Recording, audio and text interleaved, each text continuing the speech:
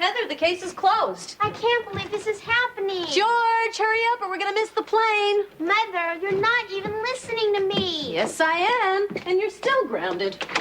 And you get to go to Florida? Yeah, because I get good grades. I didn't get a D in home ec. I don't need that stuff. I'm going to be a career woman. You also got a D in English. Okay, so I'll be a model. In Europe. Heather, until you bring me some decent grades, you're grounded, and that's that. Mom? Here, you can take this on the plane with you. Oh, what is it? It's a swamp for my alligator. I figured since you're going to Florida, you can buy me one. Wesley, Just a baby one. They don't eat much. What's the matter? You air sick already? It's a suitcase for Wesley's alligator. Yeah, Dad, get me one, please. I mean, all you gotta do is drive to one of those alligator farms. Wesley, honey, I don't think Daddy has time for that. He's going so he can do a story on the pirates. That's right, pal. I mean, it's not like a real vacation.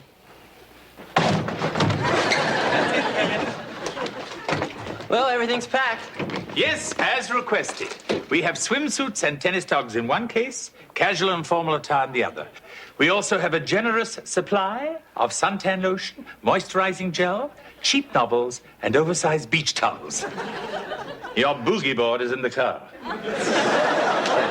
Hey, wait a minute. We have to discuss the rules first. Aw, again. Don't we have them written down someplace? Yeah, and blood. Wesley, in bed by 9. Kevin, home by 12. You can use the car, but not in the city and not on the expressway. And Heather, you are grounded. Understood, Mrs. Owens. Good. Well, okay, gang. Let's get this stuff in the car. Honey. You, go ahead. I want to talk to Belvedere for a second. Okay, but hurry up. Look, Belvedere, just promise me one thing. Sir, there's no need to worry. The children will be fine. I'm not worried about them. I'm worried about you. I mean, no offense. But every time I turn my back for a minute around here, you got my kids involved in something. Some crazy cause. Or ballet or something. Very well. For the next 72 hours, I shall refrain from any activity that might possibly be misconstrued as cultural, educational, or, God forbid, morally uplifting. Thanks. I appreciate that. Oh, it was nothing.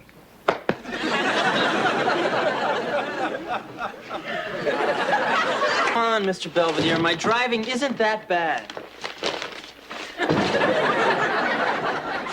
Is it? Kevin, don't flashing red lights, railroad tracks, and the whistle of an oncoming train mean anything to you? Go for it. So, sounds like you guys worked up a pretty healthy appetite. What are you doing, Heather? I'm improvising, like how they teach us in home ec. Teach us to make do. Smells like you made do in that pan. Well, I think that shows wonderful initiative. Now, what are we having? Let's see, we have French toast, some bologna croquettes brought of ham, some stewed tomatoes, and a tossed salad, no lettuce. Well, I certainly give you an E for effort. Oh, yeah? Does that mean I can see Prince tomorrow? Prince who? Prince, Purple Rain. Angela and Nikki have an extra ticket for his concert. How about N for no? Hey, Mr. Belvedere, guess what? You broke something. No, besides that. Look what's playing at the drive-in. Snow White and the Terminator. No? Is she bored with the dwarfs? No, it's two different movies. Can we go? There's nothing on TV. Wesley. I can wear my pajamas. I always fall asleep in the car. Ah, yes, the car. Someone will have to drive us. Hey. Oh, no. Besides, it wouldn't be fair to your sister. She's grounded. Being grounded doesn't include going to the drive-in. Yeah, because Dad calls that a family function. You mean like a funeral? So can we, Mr. Belvedere? Yeah, Mr. Belvedere, can we? Please, please. Why is it I feel like I'm being nibbled to death by ducks? Yay, I'm gonna go get my PJs. I'm gonna put on some makeup. I'll warm up the car. Well, at least George and Marcia are having fun.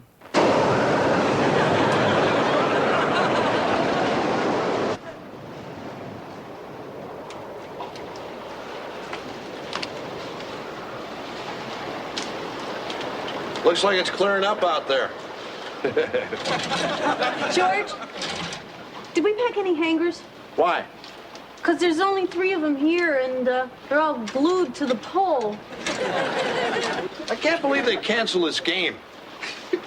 George, it's a hurricane out there. Yeah, well, when I was a kid in Johnstown, we played no matter what. We'd swim to first base, take a rowboat. Now, George. Yeah.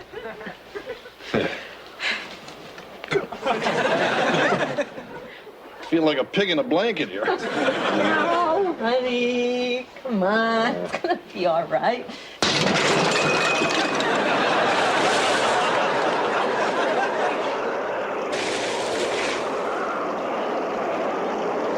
Well, surf's up.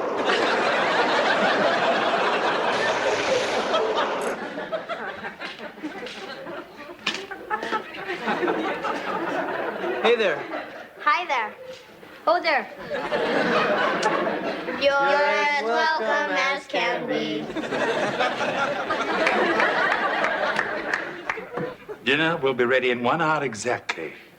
It will consist of liver, boiled potatoes, and a chopped vegetable salad with goat cheese dressing. Any questions? You still mad about last night at the drive-in?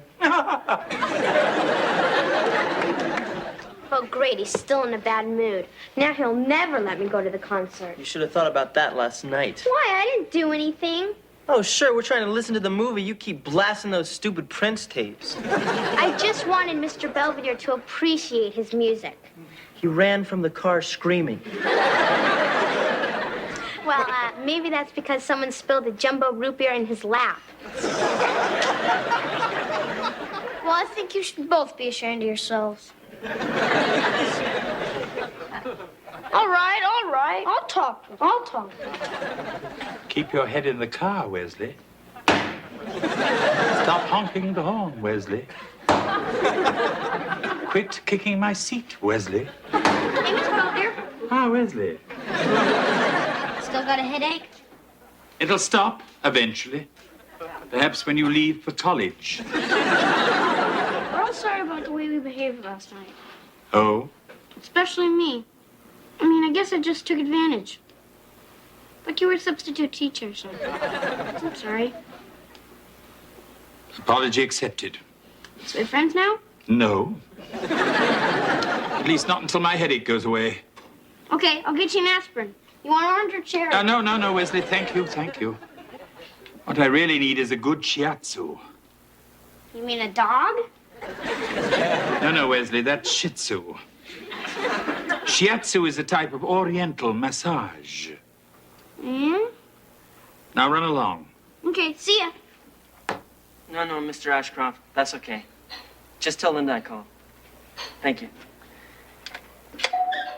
Oh, boy, I'll get it. Oh, it's you guys. Hi, Heather. Hi, how's it going? What are you guys doing here? You come to gloat? No, we came to get you for the concert. Come on, let's go. I can't. You, sure about that? Mr. Belvedere, please. No. Well, have a nice time. Look, Heather, Prince may never come to Pittsburgh again. Yeah, he's real moody. I understand. Yeah, bye. Still can't get a date, huh? Hey, I still got options. Hello, is this the Zizix residence? Zola, it's Kevin. From zoology. I'll get it. Hiya. Hi, are you the massage lady? Uh-huh. Oh, boy, I'll be right back. Come on, let's go. I can't. Are you Lynn Belvedere? Maybe. Okay, let's go.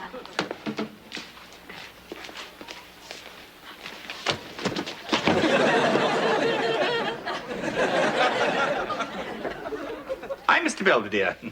Can I help you? Yeah, I'm Candy.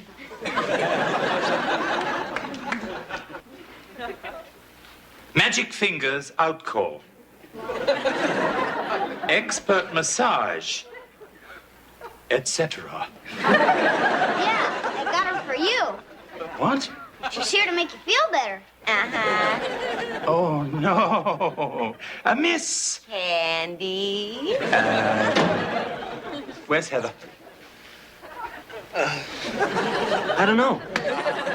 Did I come at a bad time?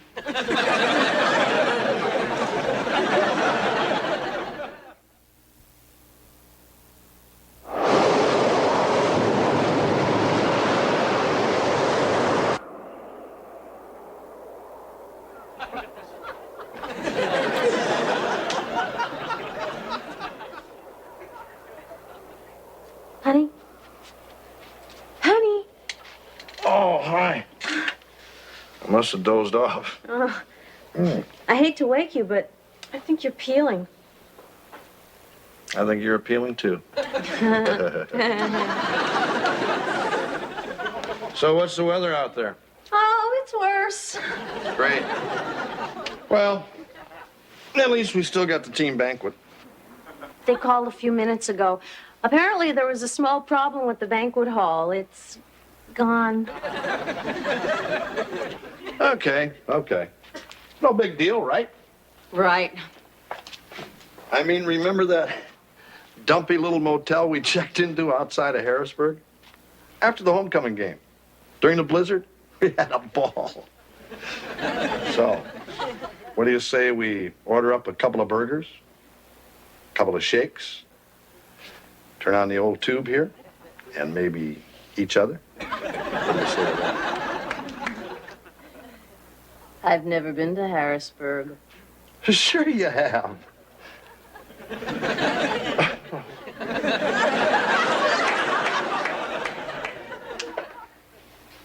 She's gone. Imagine that. So I guess this means she's grounded, huh? Lynn, can we get on with this? My hot oil's getting tepid. Look, Candy. I'm afraid there's been something of a mistake.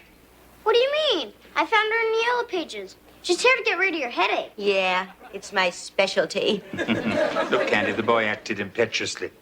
Your services are not really required. Are you asking me to leave? Yes. Boy, this is just my luck. Saturday night, a million lonely guys out there. Guys with back trouble. What do I get? My man Godfrey giving me the gate. I got more respect when I was stoking the smelter. I'm certain you stoked with the best of them. Hey, look, Lenny, I'm just a working stiff, okay? You want me gone? I'm gone. But that's $35 for the house call and $20 for my cab fare, each way. That's $75. Thank you, Kevin. I'll have to check the cookie jar. Come, Wesley. Oh, you gonna get some cookies for Candy? Something like that.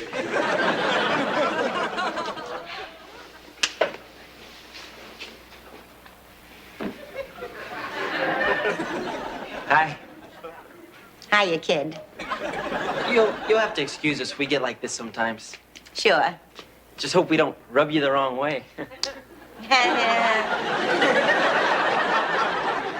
67.25, 67.26. I don't get it, Mr. Belvedere. I thought you'd be happy. Oh, I am, Wesley. Thrilled. 67, 68. But the ad said Our Ladies relieve tension over 100 different ways. I know, I'm counting them. I thought you wanted a massage. I did. Look, Wesley. When Mr. Belvedere says he wants a massage, he means a therapeutic massage. The technique of stretching the spinal column, stimulating the deep tissue, and manipulating the primary acupressure points. Isn't that what she does?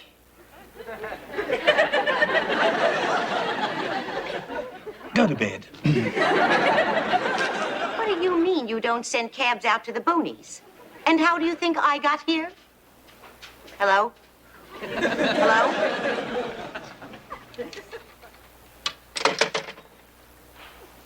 Kid, do yourself a favor. Get an education. I like that. Here is the money. It is all there. Thank you for coming. Godspeed. Goodbye. And good luck. I can't get a cab. Hey, Mr. Belvedere, I'll drive her. No, you won't. Well, ta-ta. Oh, come on. I'll just drop her off downtown. I'll be back in an hour. All right, but you come straight home. Oh, I really appreciate this. You're more than welcome. Well, last chance. I mean, it's already paid for. You didn't hear that. Yeah, I know. After you. Oh. Oh, God.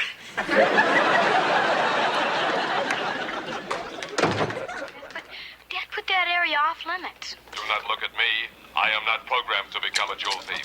Spare me the moralizing, you overcautious cunt. Hey, honey, give me another quarter and put in the TV, will you? I think I just used the last one for the toilet. Hurry up. The big fat robot's ready to say, danger, danger. I love that. Well, I think this big fat robot can just go find a zone change. Hey, that's it. Let's start it up again. Come on, Marcia, open the door. No! Come on. You can't stay in there forever. You don't have enough quarters. Leave me alone. Marcia, we've already been through this. Harrisburg was before we were married. Marcia, for Pete's sake. We weren't even going steady then. We'd only been out once. Oh, well, that really says a lot for me.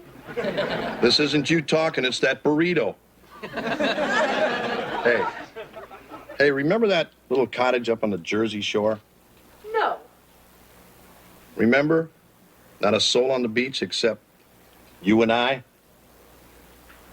Walking in the rain, hand in hand, standing under the lifeguard station. That was you, wasn't it?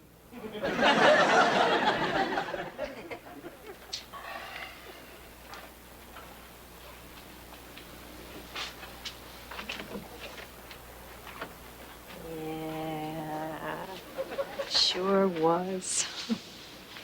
It was a long time ago.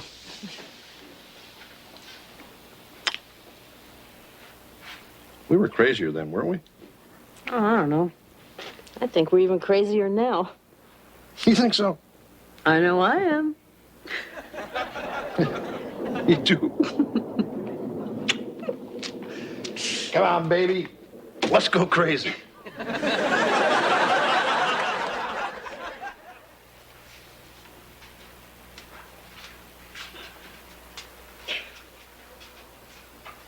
Hey, Mr. Belvedere. Ah! Wesley, you almost gave me a coronary. Is that good for your headache? What are you doing up? It's way past midnight. Going to sleep. Where is everybody? I don't know. I mean, Heather isn't back? No. Kevin isn't back either? No.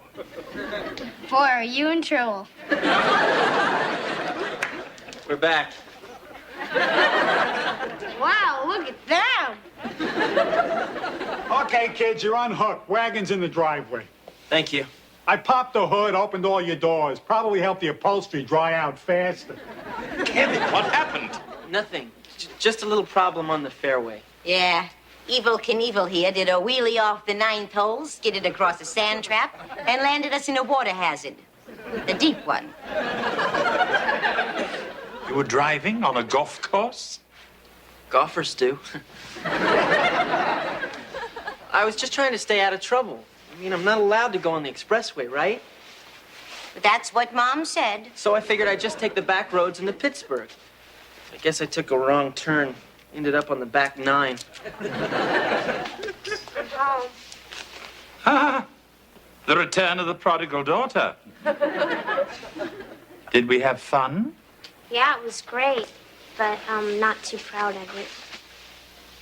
Hey, this is real compelling stuff, but I got other rows to tow, you know. Fine. How much do we owe you? Oh, nothing. She took care of it. With money. Was there something else I could have? Just a wait in the truck? Sure. Sure. This is very good of you. Well, I figured the kid's in enough trouble already. Well, kid, take care of yourself, okay? Yeah, you too. And remember, don't worry about the girls, okay? You just stay as sweet as you are, and believe me, you're gonna be a real heartbreaker. Yeah, right. Remember one thing, though. Replace your divots, okay? So long, Lenny. It's been a pleasure, Candy. Could have been.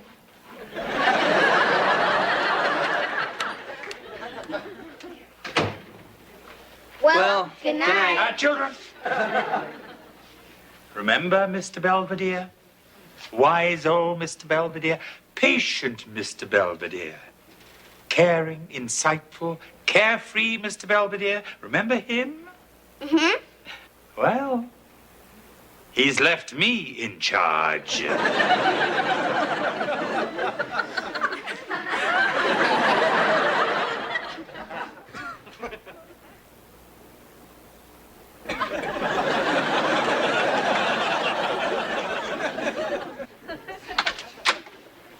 We're back. Hi, kids. Hi, Mom. Hi, Dad. Hey, Wes, look, I bagged you a gator. Poor little guy had a heart attack on the airplane. Thank you, Father. Thank you, Mother. Thank you very, very much. Ah, Mrs. Owens. Mr. Owens, glad to have you back. I'm glad someone is. Oh, I am sorry. Children, you may move. What else you get, Mom?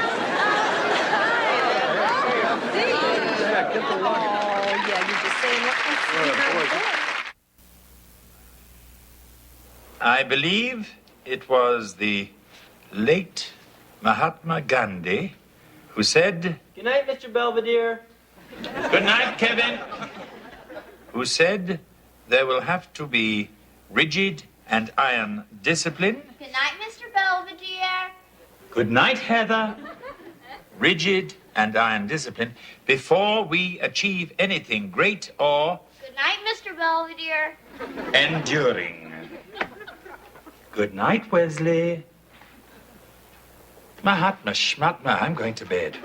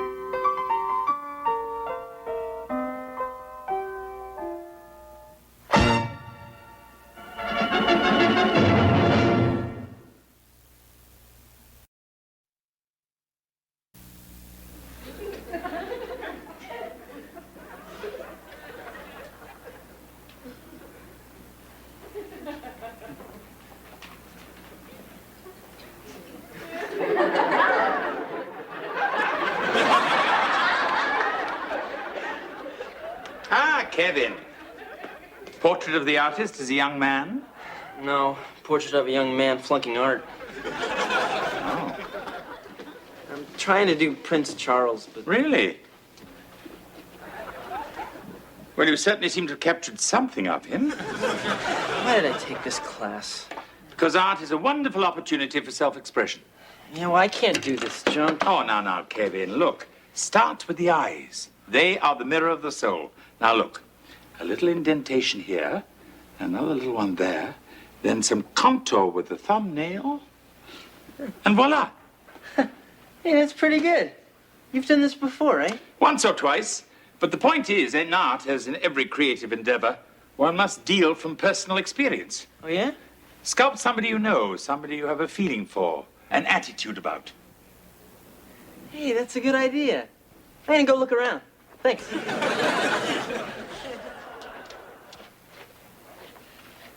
Actually, that's not so bad.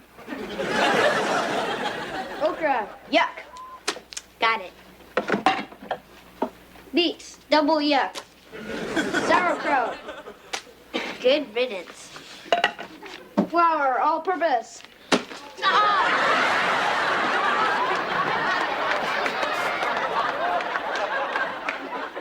Wesley, you little monster. I didn't know it was open.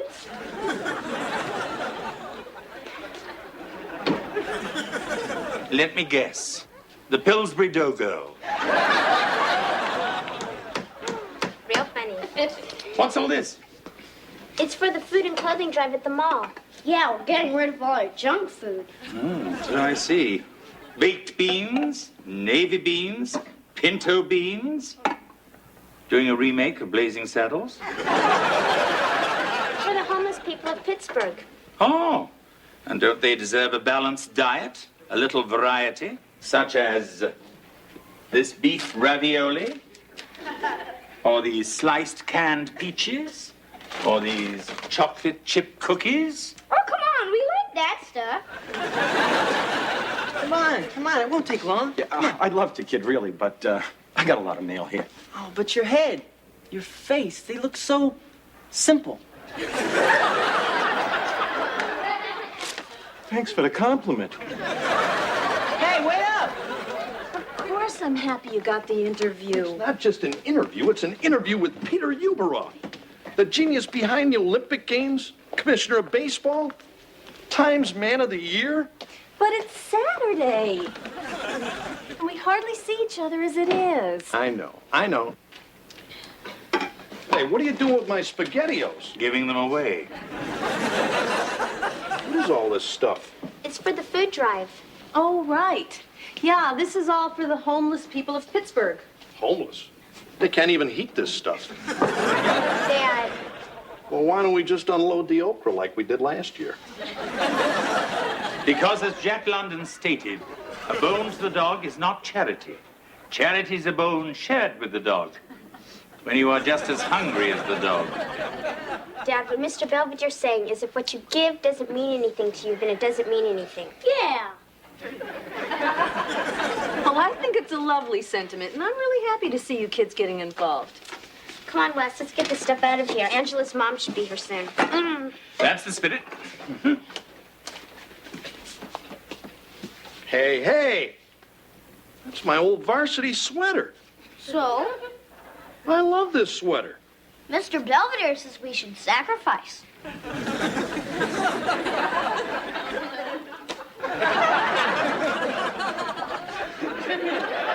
Well, it's a start.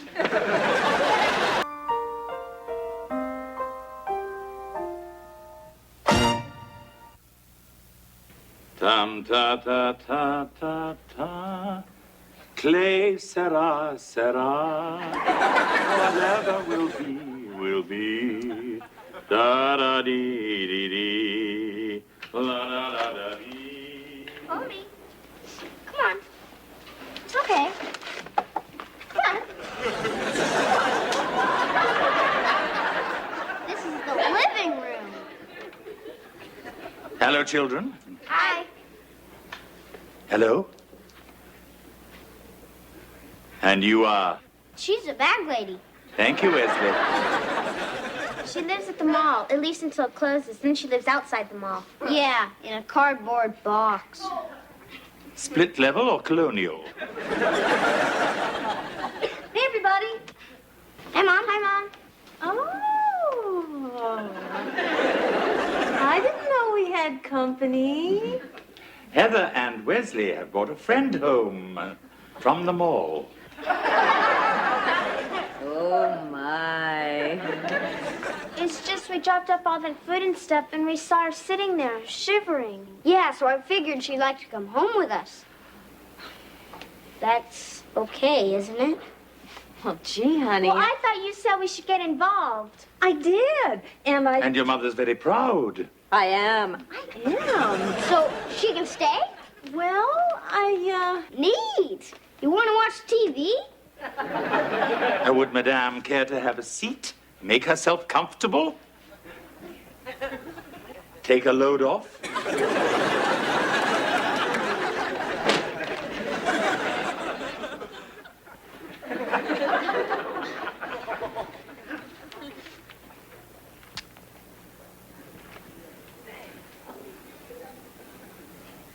Okay, give me all your 9s. Come on, you gotta have 9s. I asked for everything else. Boy, try to go fish with some people.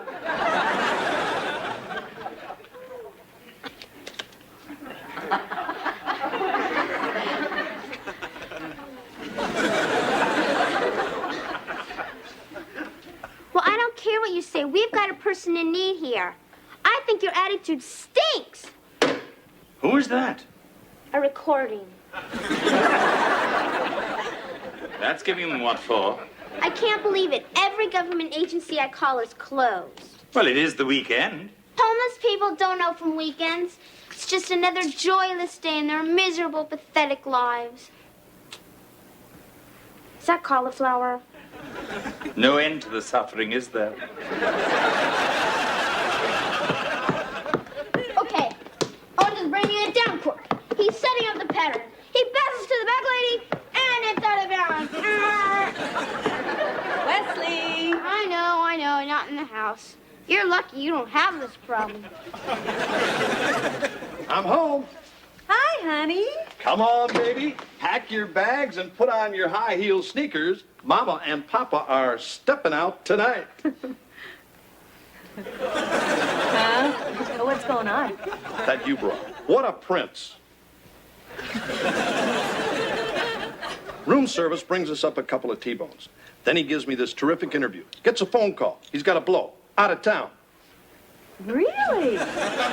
So, guess who's got the ambassador's suite at the Carlisle Hotel until checkout time tomorrow?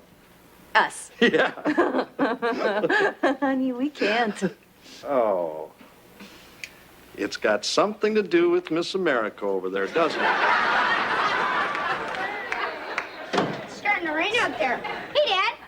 Hey, Wes. Meet our bag lady? We brought her home from the mall. She doesn't say much. She lives in a box. Sounds like Jerry Mahoney. Hey, Dad. Hey, kitten. Look, I've been calling a bunch of agencies, trying to find you something, but it's tough. So in the meantime, do you like meatloaf? Hey. What's going on? She's just staying for dinner. Your mother and I have plans tonight. Oh, honey, we can go next weekend. That suite goes for $750 a night. They give you little bathrobes and they put little mints on your pillow. Mr. Belvedere says... Belvedere. Someone call. Yeah, I understand we have company. Yes, I also understand you're responsible. I suppose so. That really pulls my chain. Actually, you do look a little flushed. Let's talk. If I'm not out in 10 minutes, somebody call the authorities.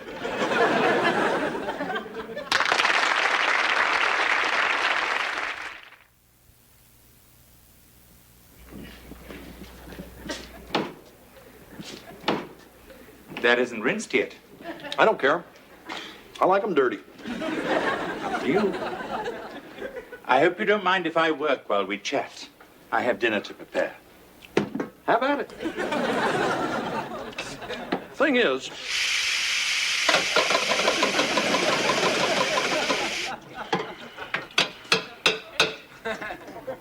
Yes? this morning, when you were cleaning out our pantry and giving away our clothes, I didn't say anything. I could have, but I didn't. Hey, you're not hearing a word I'm saying. Yes, I am.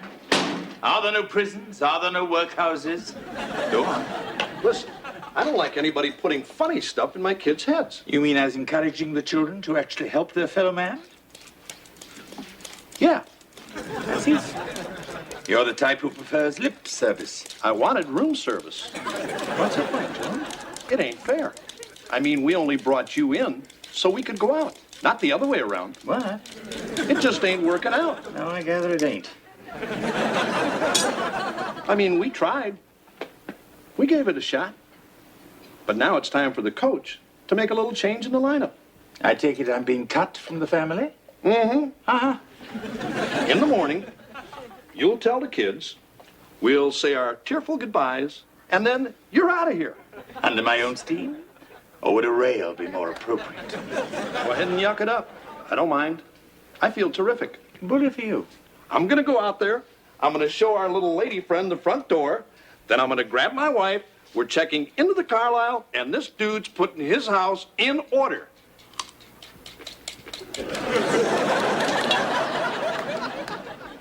Here, I think this one might fit.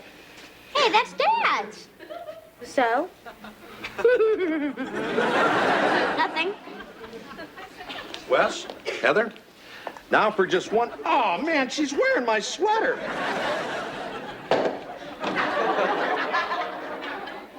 Dinner? You hungry?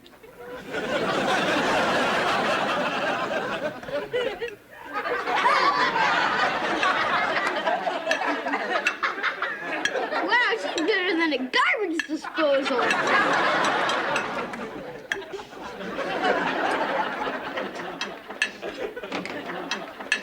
Wesley. Wesley, come on.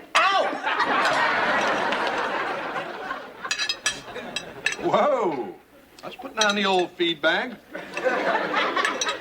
Keep chowing down like that, you'll be popping right out of that sweater. Belvedere. What? I believe our guest of honor would like seconds on the potatoes. At your service, madame. Hey, Dad, maybe you can find her a job on your paper. Oh, come on, Dad. There's got to be something. We need a drama critic.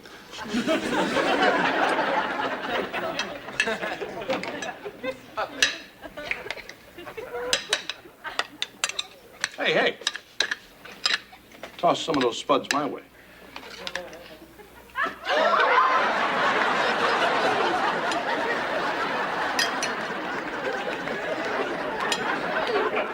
Mr. Belvedere. Forgive me, Mrs. Owens. Sometimes my arthritis flares up in the rain. Oh. Gravy?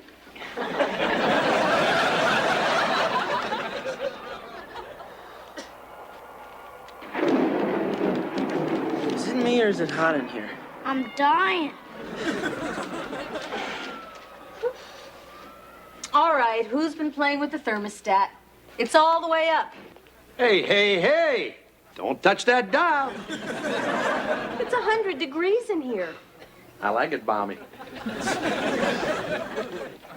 So, hot enough for you? Let's try, Dad. Yeah, me and Kevin are sweating like pigs. Great.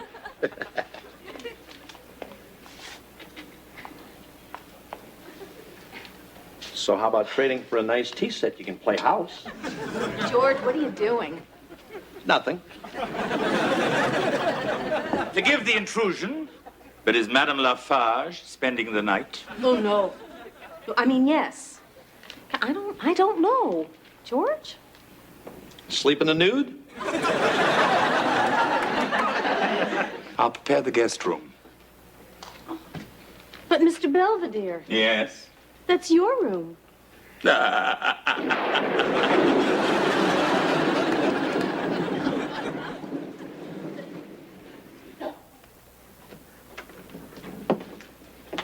You gotta help me. Oh? Witch Hazel won't give me my sweater. I've tried everything. Try explosives. Blow her out of it. Got any on you? Come on, you're good in these situations. I no longer have a situation. Look, it's my lucky sweater. When I met Marcia, I was wearing that sweater. When I got classified 4F, I was wearing that sweater. My first kid. All my kids. I get the point, George. Look, I just can't believe you're going to let me canning it get in the way of our friendship. What friendship? Okay, forget that. Ever heard of Robin Roberts? Used to pitch with the Phillies. Oh, please. Spent 14 seasons with the ball club. Gave him the best years of his life. And they traded him just like that, without so much as a thank you. And you know what? That day, he still went out there and pitched a 3-hitter. What do you think of that? I think you made it up. I didn't know you followed sports. Okay, I'll give it a try. Thanks. Of course, you realize I'm playing under protest.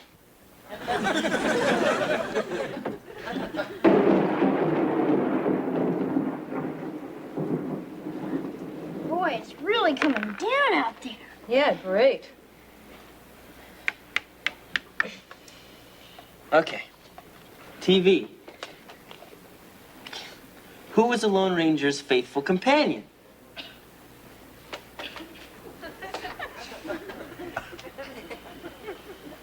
It's close enough, huh? Yeah, fine. Ah, everybody seems to be having a rousing time. My, what a lovely sweater.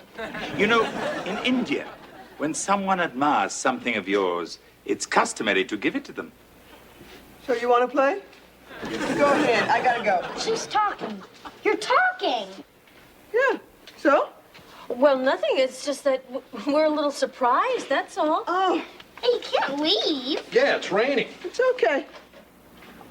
Hey, I found you a place. It's the old armory downtown. It's a little crowded because of the rain, but if you hurry, they can find you a cut or something. Thanks. Hey, look, we'll drive you. You don't have to. Oh, no, we want to. Right, honey? Sure. It's up to you. Most folks go a mile out of their way to avoid me. You folks been pretty good. Nice kids. Thank you. Well, shall we? Yeah, I'll take that. Come on, bag lady. Let's get our coats. Oh. You probably want this. Yeah, thanks. Hey, wait a minute.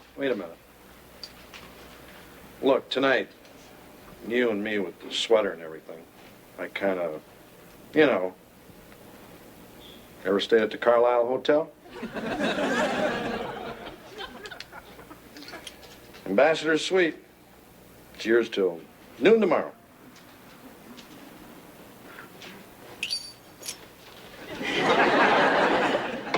You brought. He's got a sense of humor. I'm glad somebody does.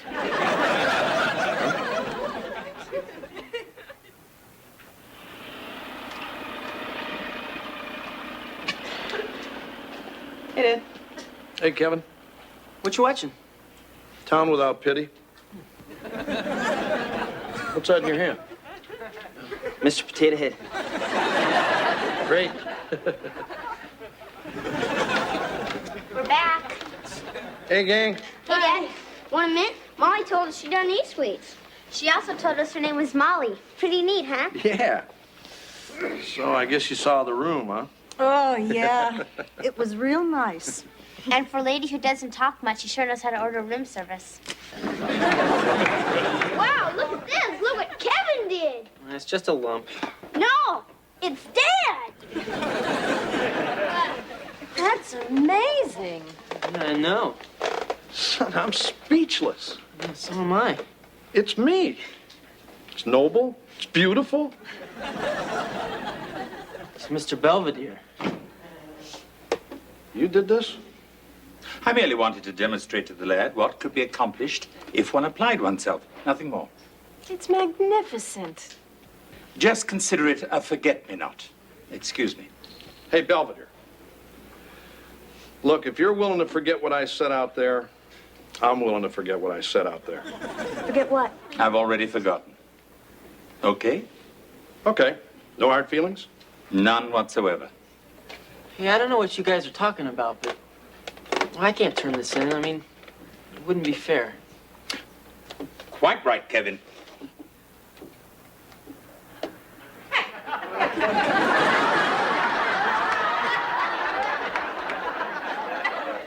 Now we start over.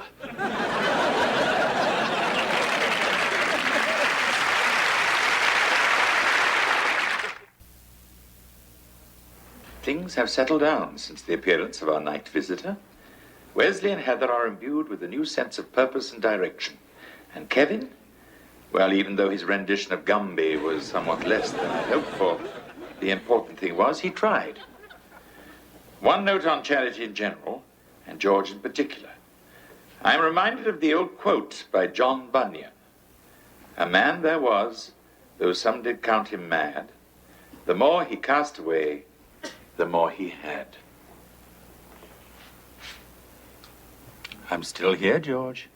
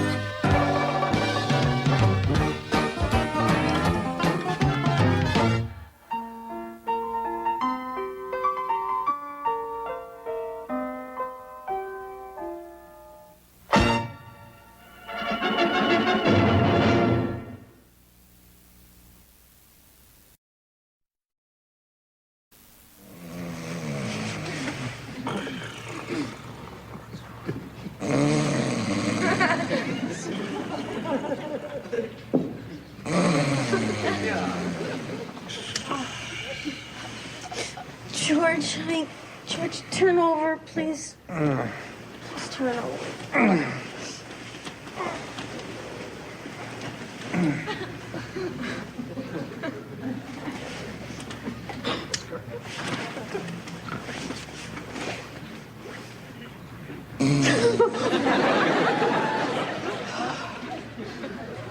Okay, look, it's not so bad.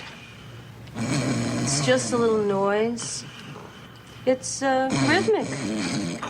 It's almost musical. Hey, I can handle this.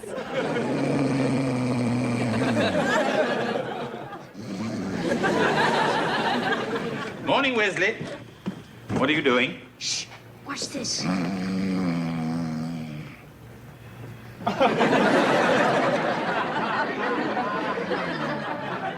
Fascinating. Want to see him play the harmonica?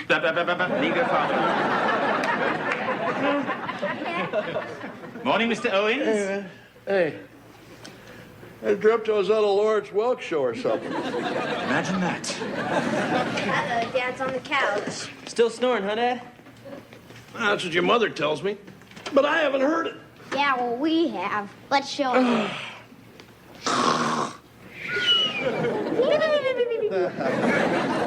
Kids, that's not funny. Children, I think that's breakfast. Certainly. I'm sorry. That's okay. I know it's selfish, but I have midterms starting Tuesday. I've got study groups. There's... Hey, I understand. Don't worry about me. Couch isn't very comfortable, is it? No. We used to have a guest room. As it happens, my room is available. Quitting? No. It's my weekend off. I have been invited to a little get-together.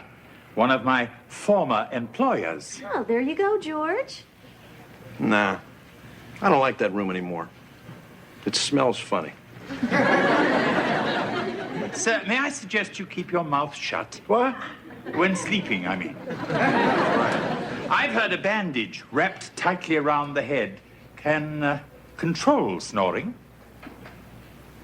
Well, I've heard a bandage wrapped tightly around the throat can control domestics. Both old wives' tales, I'm sure.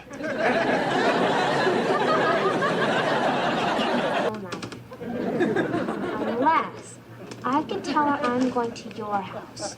Then you could tell your... Is that thing on? Just keep talking. I'll call you in a few minutes. Stop following That's great. me. Leave me alone. Good. Kevin. You really need help. Hey, watch it, will you? This thing's expensive. Come on, Kevin, do me. All right. Okay.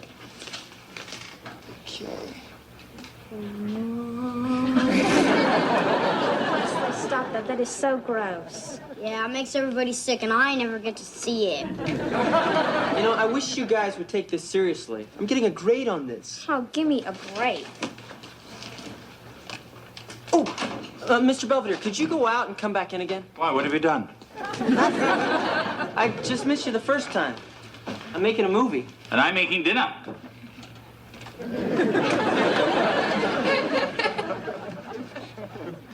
What kind of a movie, Kevin? Oh, it's a project for school. It's going to be a documentary on the Owens family. Oh, cinema verite. Yeah, except nobody will do what I tell them. Kevin, the whole point of cinema verite is to record things as they happen. Allow people to act naturally. Oh, yeah? Now, if you'll excuse me, I have to put these groceries away and get on with my daily routine. Oh.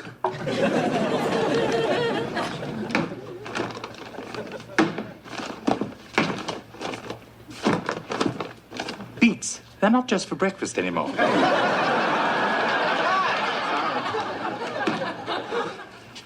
Hi, how's the doctor? Oh, he's fine. Well, I mean, you're snoring. Did he find anything? No. And he was in there long enough. Well, maybe you're allergic to something. Yeah, that's what he said. And if it keeps up, he's gonna have to run some tests next week. Ooh. Well, maybe tonight will be better. Yeah. Sure. Oh, George. Come on, Georgie. Now, I think that Mama Bear knows just what Papa Bear needs to help him sleep like a little baby bear. Oh, yeah. Yeah. First we'll give you a nice warm bath. We got any Mr. Bubble? Oh, then we'll put on that Perry Como Christmas album that you like so well. And who knows, maybe after that. Kevin, what are you doing? Homework. Oh, come on, Kevin, not now. Get away with that. Right. Sorry, Mom. Dad, what time's the bath? Get out of here! Well, I'm off. Excuse me? The pantry and the fridge are fully stocked, and dinner is in the oven. Oh, in my absence, I've told the children to listen to you, sir. And they promised me they would. Thanks. In case of an emergency, I can be reached at this number. Where are you going? Europe. See you on Monday. Don't miss your bus. Come on, Heather, I'm starving. It's coming, it's coming.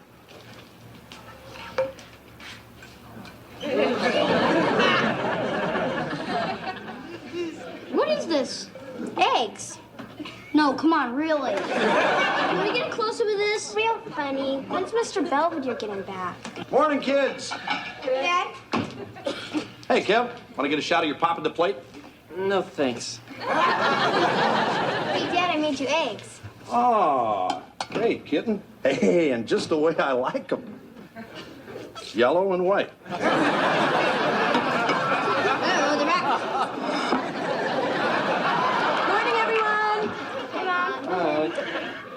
Hey, Mom, didn't see Dad on the couch this morning. Yeah, where were you? I got balloons.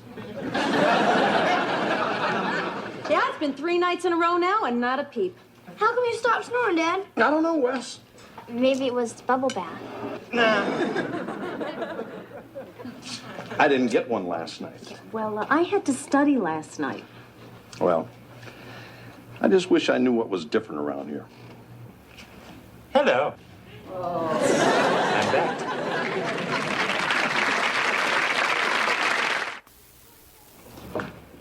George, that's ridiculous. What's ridiculous? What you're thinking. What am I thinking? That Mr. Belvedere makes you snore. You said it. I didn't. Good going, Mom. Hey, look. Some people are allergic to shellfish or cat hair. Me, I'm allergic to nosy English butlers. Well, we've all moved. So, Mr. Belvedere, did you have a nice weekend? Yeah, so how was Europe? A little drizzly, but otherwise very nice. Anything interesting happen over there, like an outbreak of snoring or something? Incidentally, I hope your problem is better. Much better. I haven't snored for the past 3 nights. Wonderful. Yeah, it's too bad you couldn't have been here to hear me not snoring. But you were gone. Not here. Away. Ah, what an interesting coincidence. Yeah. Well, if you're needing anything, I'll be away in the kitchen. Come on, kids, let's get going. Well, what about Mr. Belvedere? It'll be okay. Just go ahead. Look, honey, you didn't snore last night or the night before that, and you are not going to snore tonight. Sure.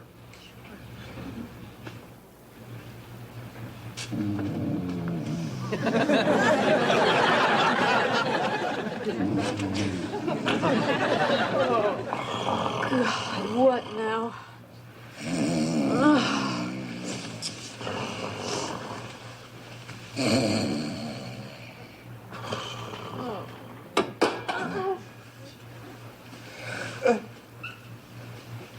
Let's go out. Oh, nothing. Just trying this on. It's new. Go back to sleep.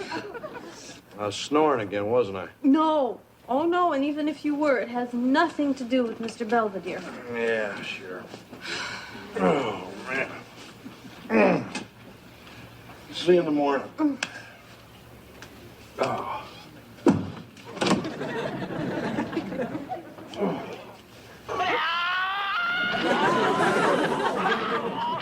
Oh, great.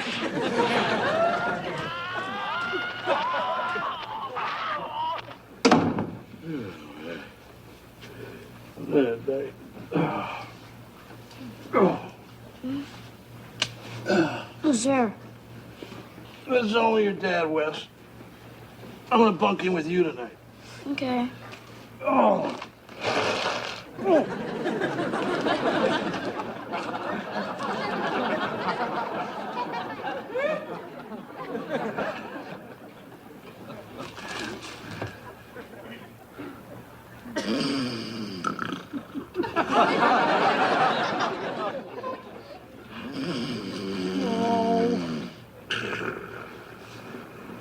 Come on, Dad, I'm just a kid. I need my sleep.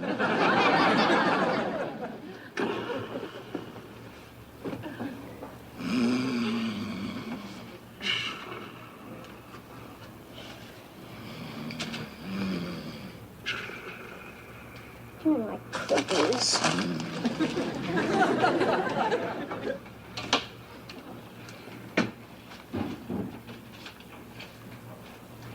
Mr. Belvedere?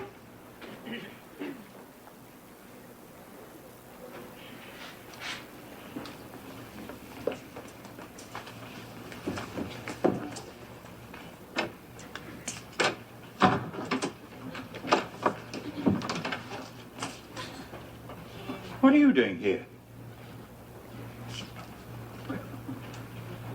Wesley, Mr. Belvedere is tired and would like to go to sleep.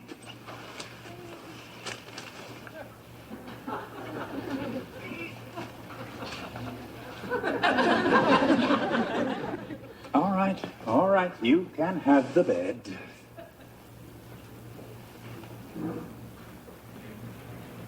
But I'm taking the cookies.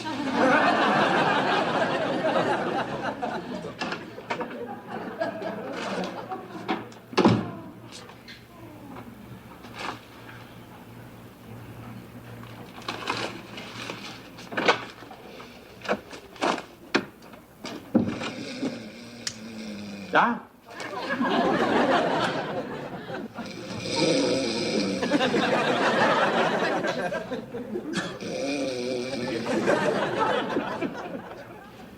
Maybe it is me. This is fun.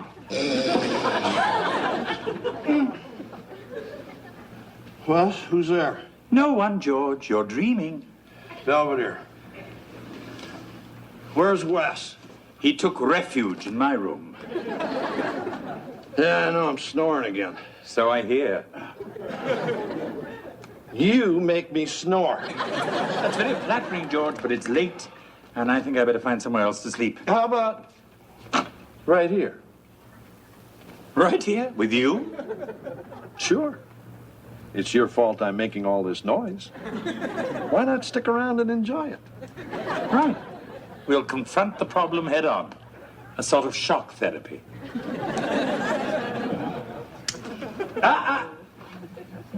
That's mine. Bottoms up. Oh, no problem. I had an upper on the Orient Express. Yeah. Good night, Belvedere. Good night, George. I hope these things are sturdy.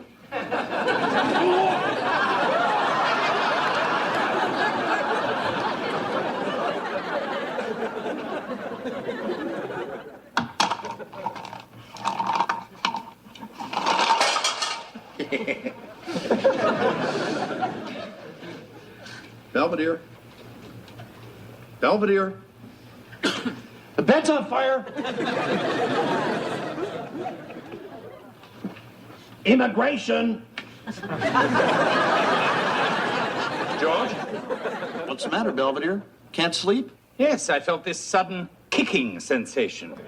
Well, if it's a boy, name it after me. Frightfully amusing, I'm sure. Good night, George. Bit cramped up there for you, Belvedere? I'm fine. Al, you're probably not used to roughing it like this. Sir, this is a bedroom, not the North Woods. You don't have to tell me that. I spent a summer in the North Woods, cutting pine. You were a lumberjack? Yep. So was I. But I was in the Amazon, and my wood was mahogany. Sure, Brazil. Nice and warm. When I was stationed in Alaska, I pulled guard duty. 20 below zero. 20 below. That was summer in Murmansk.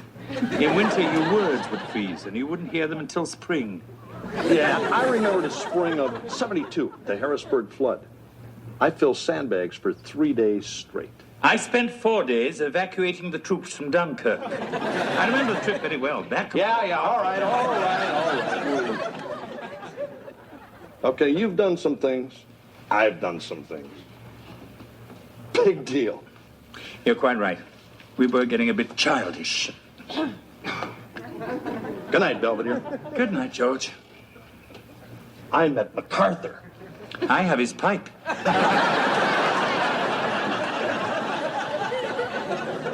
Wes, honey, time to get up. What are you doing in Mr. Belvedere's room? I don't remember. George! Morning, honey. Mr. Belvedere! Morning, Mrs. Owens. What's going on? We spent the night together.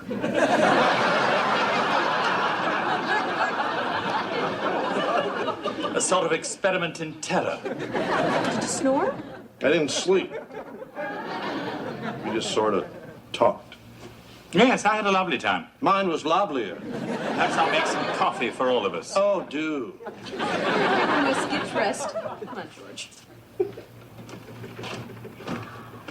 Hi, Mom. Morning, Dad. Morning. Morning. What's going on? I'm gonna get the paper. This is one dull family. Maybe the squirrels are doing something. Mr. Belvedere, George just went to get the papers, so we don't have much time. Are we making a run for it? I don't know what happened last night, and I don't know if you know George's crazy idea about you and his snoring. Actually, he may be right. Well, I mean, snoring can be caused by unreleased anger or pent-up resentment. In George's case, I seem to be the main source of both. So stop it. I mean, I really think that this whole thing will blow over if you'll just try to make an effort to be nice to him. I'll do what's necessary. Trust me. That lousy Huffnagel dog. What happened? The stupid mutt chewed up the paper and then did something on it. Perhaps he read your column. It's okay. Let him take his little shots. I don't mind. Because I've got some news for you. And I've got some news for you. I quit. Why? As I told Mrs. Owens, it's best for all concerned. Right? Oh, absolutely. Goodbye. Hey, wait. You can't quit. I'm gonna fire you. Too late. Goodbye, Mrs. Owens. I'm sorry things didn't work out. Thanks for the memories. So long. Bye. Children. Hey, you walk out of here like this, you're not gonna get a reference. Oh, my. I'll just have to make do with Churchill and the royal family. That's it, Mr. Snooty. Start bringing up all your hotshot friends. Excuse me. You know what? I don't think you ever knew Churchill or anybody else. I know you. And you know what else? I don't think you went to Europe for the weekend. You spent it in a motel just to drive me nuts. Where's that number he left? That number for Europe? Sir, I really don't think Come you on, need honey, to- where is it? It's over by the phone. Just curious, that's all.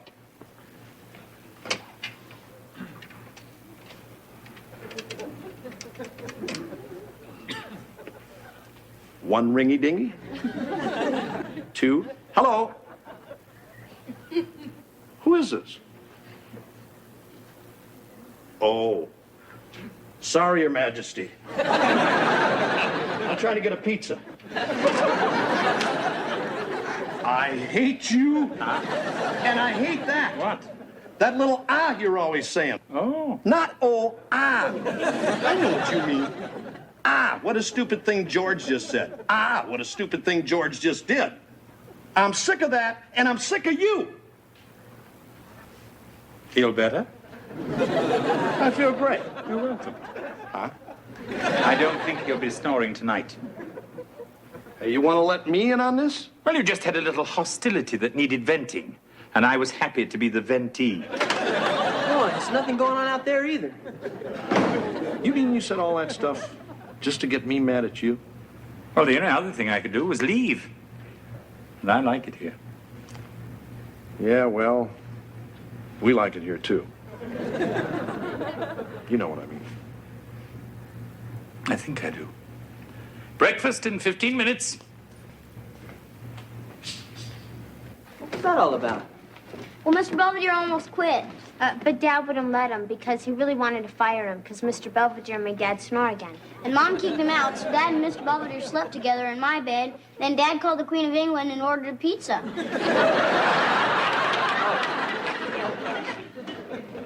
Can we do that all one more time? Hey, Dad? Anybody? Hello?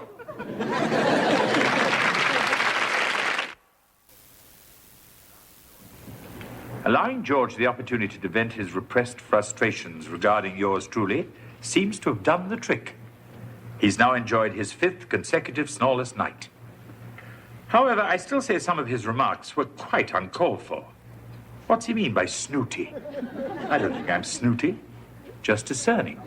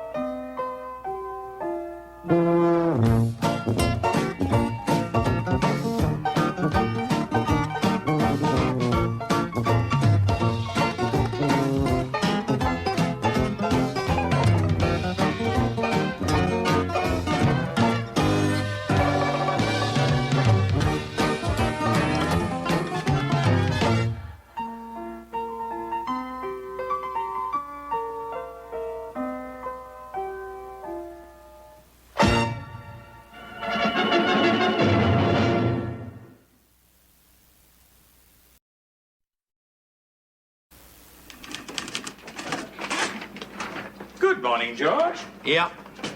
You're up awfully early. Not now. I got to finish this story.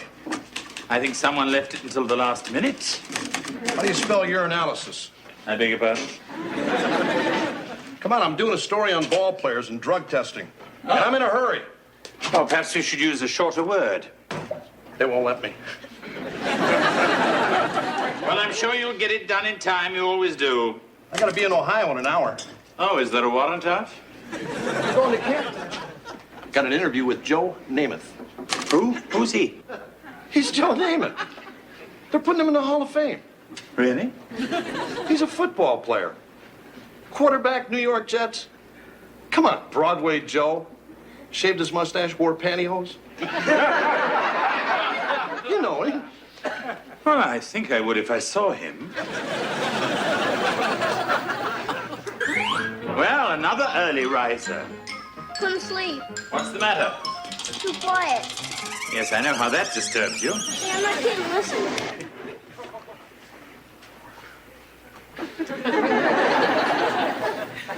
Pretty awful, huh?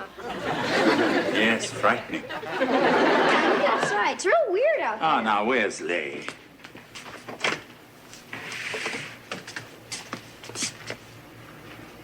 See? No birds, no squirrels, nothing. Well, it is early. Hey, maybe something happened and you and me are the last 2 people left on Earth. Wednesday, don't even joke about something like that. Hey, Westman. Hey, Dad, finish your story? Yep, just under the wire. Anyway, some kid from the paper's going to pick it up. Right, sir.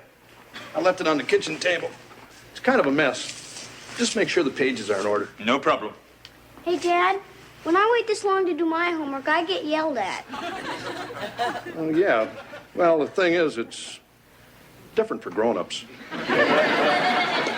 That's what Mr. Belvedere calls a double standard.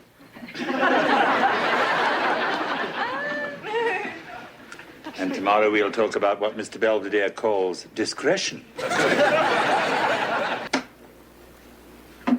Oh, I almost forgot. U-R-I-N.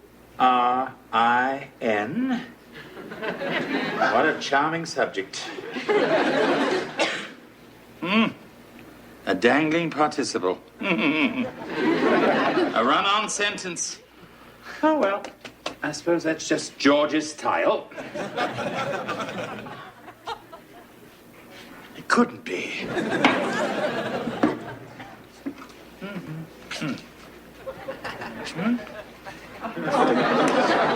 Because of the converging pressure systems, the National Weather Service has issued a tornado watch for the entire Allegheny County area.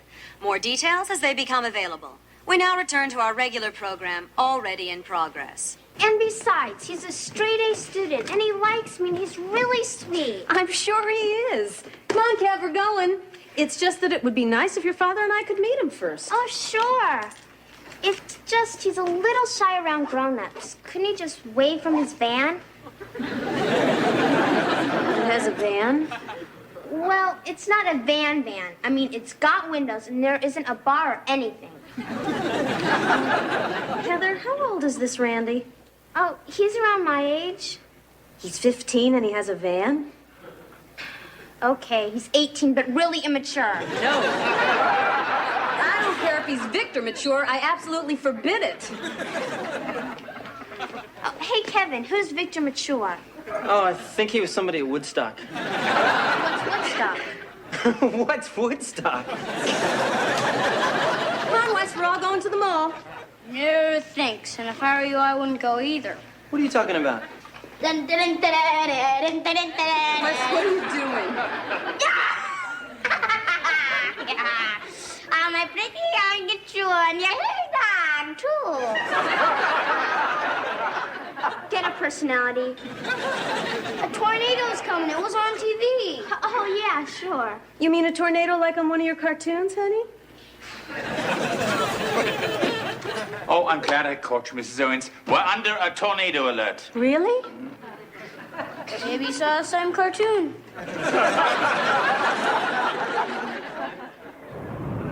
Extensive property damage has been reported as twisters touched down in eastern Ohio and as far south in Pennsylvania as Newcastle. Hey, that's pretty close. Hardest hit were several mobile home parks in the region. No other details are available. Hey, Mr. Belvedere, how come tornadoes are always picking on trailers? Basically, the tornado is a coward and knows that a real house will fight back. Now eat your lunch. Tuna fish and carrot sticks. Yuck. Yeah, I mean, this could be our last meal. That's ridiculous. Well, can we have some of that marble cake? No, I ate it. No, Randy, everything's great. It's just my mother's a little uptight about your age. And with the tornado coming, it makes it kind of hard to get out. But I'm working on it. Your father may be trying to call. Oh, I'm sorry. Gotta go. Bye. I'm sure Mr. Owens will be fine, madam. Is there any more news? Yeah, a tornado just hit Newcastle. That's not even 50 miles from here. Wesley! With any luck, he'll keep going. Hey, Dad, you made it. Hey, champ. Guess what I brought you from the Football Hall of Fame? Football? Maybe. George, you're back. Hey, sure I am. All right. Yeah, Peg, George Owens. Let me talk to Lenny. You see my column today? My big shot editor rewrote the whole thing. George, they've had tornadoes all the way from Ohio to Newcastle. Oh, yeah? Yeah. I wondered why I had a tailwind. Lenny, George, how's it going, buddy? You get a new pencil? If there's any more news, I'll be in my room. Yeah. Well, somebody did something. Goodbye. We were really very worried about you. Oh, thanks, honey. Lenny said he didn't change a word. He said my column came in like that. He said he's never seen such beautiful grammar.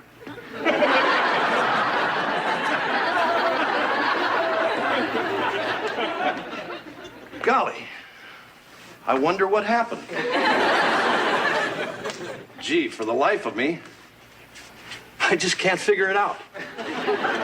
Well, sir, perhaps I can shed some light on it. Oh, however so. Well, I simply followed your instructions. I put things in order. I meant the pages, not my thoughts. Well, they were both in such disarray. Disarray. Good word. Like in the sentence. The talented Englishman went flying through the door in disarray. Mom, one's coming. What? A tornado. Yeah, one just landed in Franklin Park and totaled a record store. George, that's 5 miles from here. Care to step outside?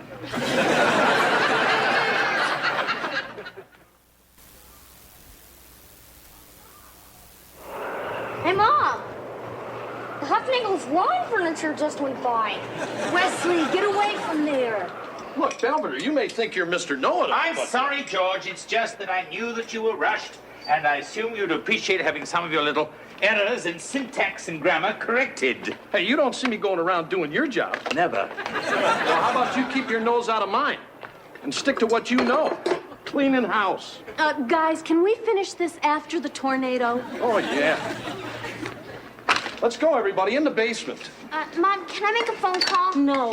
Well, then can I start smoking? I'm really nervous. Hey, aren't we supposed to do something so the house doesn't explode? I don't know. Are we? Yeah, sure. First thing we do is, Make the beds. come on, Belvedere. Turn off the gas. I got it, Dad. Everybody else make sure the windows are closed tight. Open them. That will allow the atmospheric Open pressure. them. Come on, Heather, let's go upstairs. Hold on.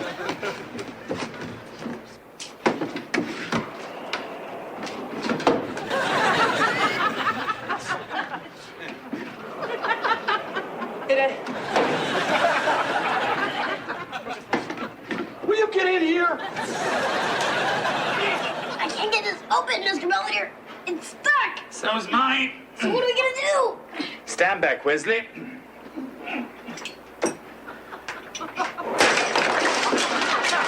Boy, my turn. Wesley! I'll be in the kitchen. Mom, I'm ready. What's this? It's all my favorite stuff. It comforts me. Did you open your windows? I can't remember everything. Okay, let's go, everybody, in the basement. Come on, Wesley, let's go. I can't. Why not? I ordered the pizza. Oh. I think we got enough water. Good lad. Okay, Come on, kids, let's go. Come on, Heather. Go, go, go, go, go, go, go, go. Well, see ya. Come on already. Why are we all standing here like this? Mr. Belvedere said to stand in the southeast corner because it's the safest. So how come he's sitting over there? Because I'd rather die than look that silly. Besides, the tornado hasn't arrived yet. You'll know when. Yeah, so everyone just relax. I mean, take it easy. We're fine down here. Your father's right. There's nothing to worry about. Let's see if the TV works. Don't go too far. How do you like Dad's bar? Lovely. What time's the sacrifice? Look at this. See? Bar opens at 5, and it's all 5s. All fives. Neat. Dad decorated this all by himself. Didn't you, Dad? Yep, all by myself. You like it? Oh, it's quite impressive. It's hard to imagine someone doing all this without seeking professional help. Pretty clever. You ought to write for a living. Well, one of us should. Although no new sightings have been reported, the warning remains in effect throughout Allegheny County. We now return to the soothing sounds of WUVV Pittsburgh. Gosh, the tornado's never gonna come. Yeah, where the hell is it? Mom, can I go back upstairs? No. Well, then I'm gonna put on my Duran Duran tapes. Then I'm going back upstairs. I'm still hungry. hungry. You've been eating ever since we got down here, you little oinker. Hey, guys, come on. I mean, I know it isn't much fun being cooped up down here, but let's try to make the best of it, okay? Okay. I'm gonna have some more potato chips. No, those are mine. You've had your ration. We gotta have something. Have a bouillon cube. Make it last. Thanks. How do you stay so calm, Mr. Belvedere? You know, sit there and read like that. Well, actually, I have something of an advantage over the rest of you. I've been confined like this before. Leavenworth? No, London, during the Blitz. You mean you were there when they were dropping all those bombs? Actually, I had quite a few close calls. But somehow I came through it unscathed. Well, night's young. We've been studying the Blitz in history. Ah. Well, if you're really interested, nothing compares with the on-the-spot reports of Edward R. Murrow. Now, there was a real journalist. You rewrite him, too? No, I was busy helping Churchill. He wanted to say, we'll meet them at the seashore. I suggested on the beaches. The other way sounded too nice. Wesley, go play a game with your father. No, he's too good. How about you, Belvedere? Beg your pardon? Ever play pool? Oh, maybe once or twice. Oh, you're being modest. I bet you're a real hotshot. I bet you rewrote the book. Oh. Sir, you flatter me. Want to play a game? We'll play to 100. All right. Now, are we playing just for fun, or are there higher stakes? Why don't we just wait and see who wins? You break. You got it.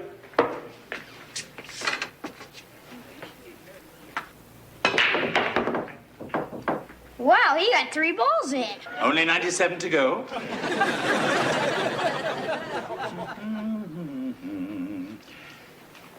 $6-10 combo corner pocket. Yeah, I see it. Nice shot. Hey, Kev, what's the score? 52-7, Mr. Belvedere's favor. Think he's gonna win? If he lives. Or if we live? Oh, yeah, I forgot. You know what that means? If we go, I'm gonna go innocent. I mean, it would be like Brooke Shields died in the first part of the Blue Lagoon and missed that good part. Come on. What are you worried about, you nut? Everything's gonna be okay. You think so? Sure. Thanks, Kev. Please let me live.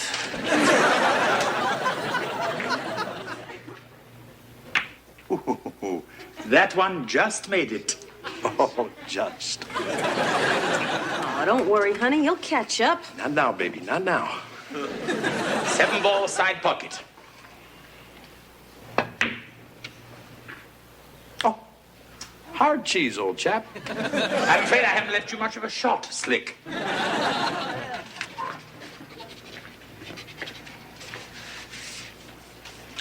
3-ball corner pocket.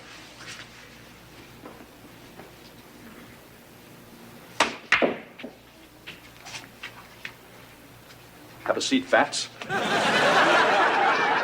I could be here for a while.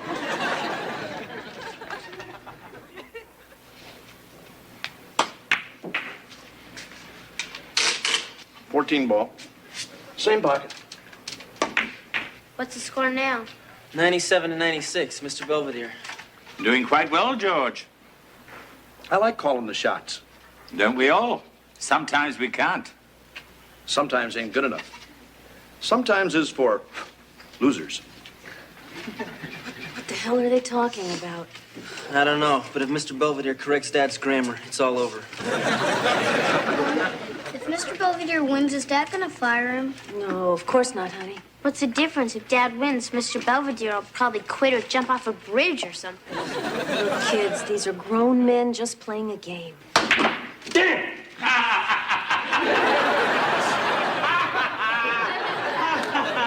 Tough stuff, Cream Puff. This won't take long.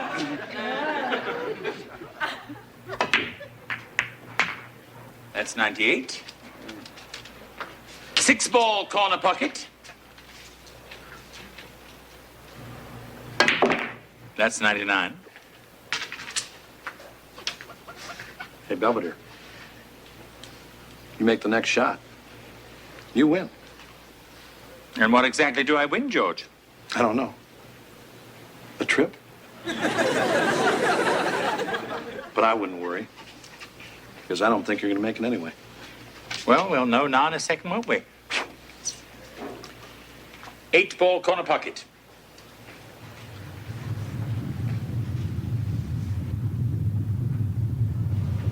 I think it's coming.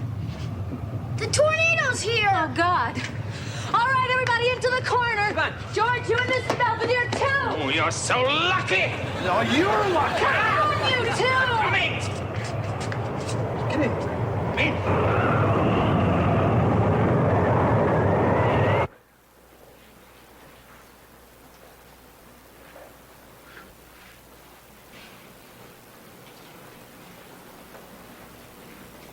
Hey, it's okay.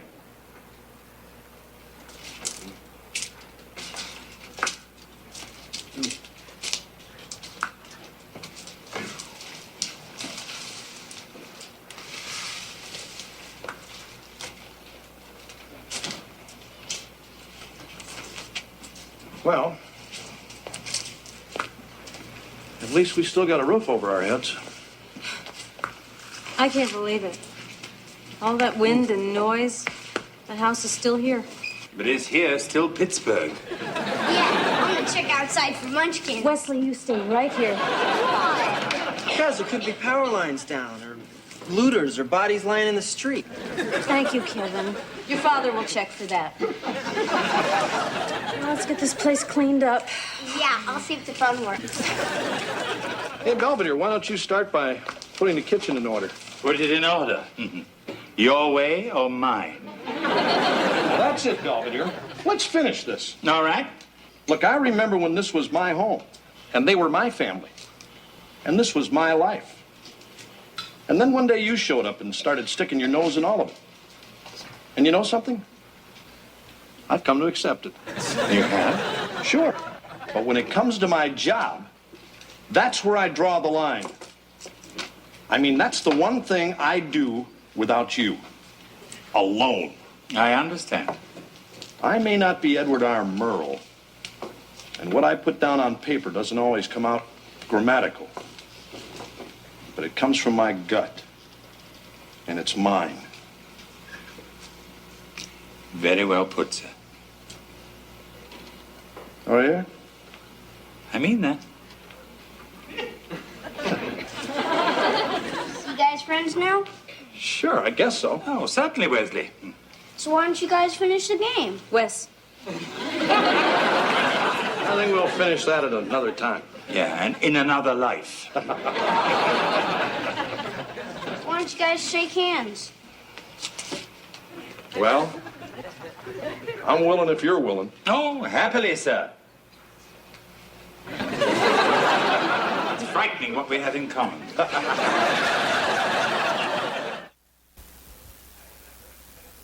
I had my first American tornado today. It didn't really compare to the tsunami that hit us in Jakarta, but it was a nice break nonetheless. Fortunately, there was little damage done. The twister left Beaver Falls with its delightful provincialism still intact. Hey, hurry up, Belvedere. Speaking of provincialism, George is waiting. He's challenged me to a game of skee-ball at the local arcade. Little does he know that I was once known as the Brighton Bomber. I have my own ball.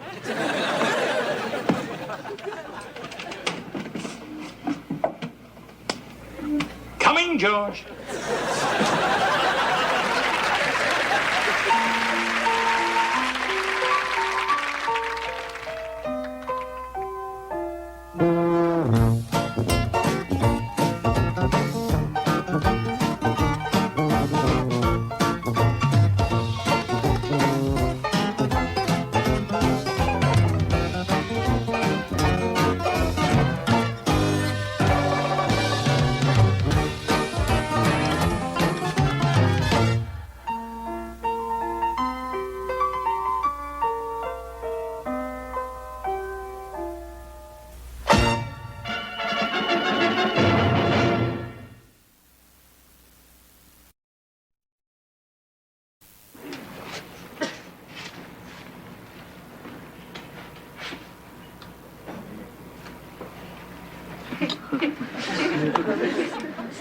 told me to never mark up my books. Yeah, well, this is different, honey. You see, I have to underline the important parts I need to remember. The whole page is yellow. Wesley, honey, I have a whole other book to color, so if So what do you want for your birthday? Oh, whatever you get me will be just fine. Wasn't fine last year. Sure it was. I mean, I thought I was getting you a boat trip. I only had to get cremated first. Don't be upset. It was a very nice thought. So what do you want for your birthday? Oh, I don't know. How about a new brain? Oh, yeah? Or maybe a pen. Okay, I'll get you one of them.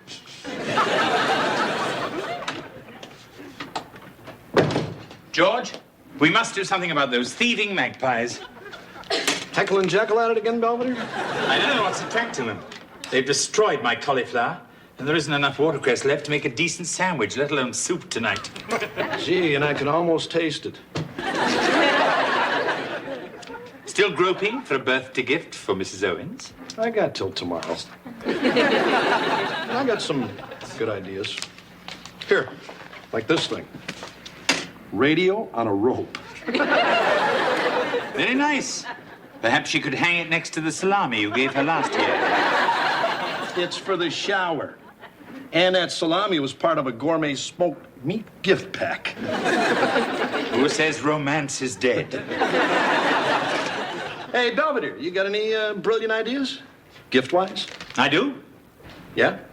but I'm buying it for her myself. Excuse me. Time to feed the birdies.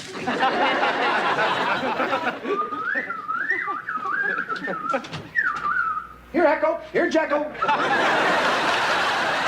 Central. Easy, easy. Yay! Yay. Can I go now?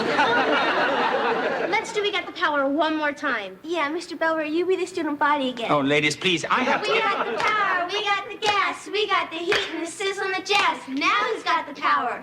We do? Yes. We do. Who's got the heat? Us again? Who's got the heat and the jazz and the sizzle? Come, come, Beaverton, make them fizzle.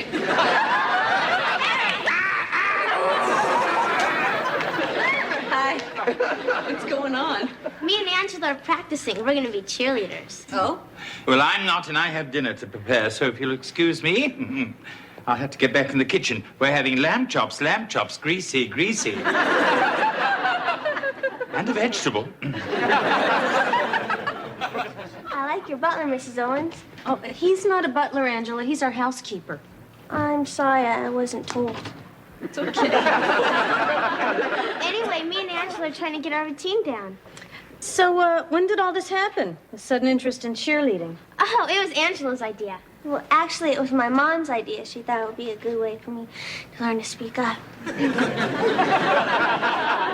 Are you going to have time for all this? I mean, what about your service club, the Iron Maidens? We're still going to help people. Yeah, we even thought of a couple cheers to do at the old people's home. Medicare, Medicare, yeah, yeah, yeah. So, when are the trials? 5 o'clock, and we're going to make it too, right, Angela? Yeah, we've got the sizzle. I'm sure you do. And there's only about 45 other girls trying out. Oh, really? And only a couple of them are blondes, and one has really bad skin. Well, Heather, whether you make it or not, I'm going to be very proud of you. You too, Angela. Thank you for including me. You want to see our cheer for our field goal kicker? He's from Czechoslovakia. Girls, Vladimir, he's our man. If he can kick it, no one can. Yay! Woo-hoo! Hey, no autographs, please. Hi, Angela.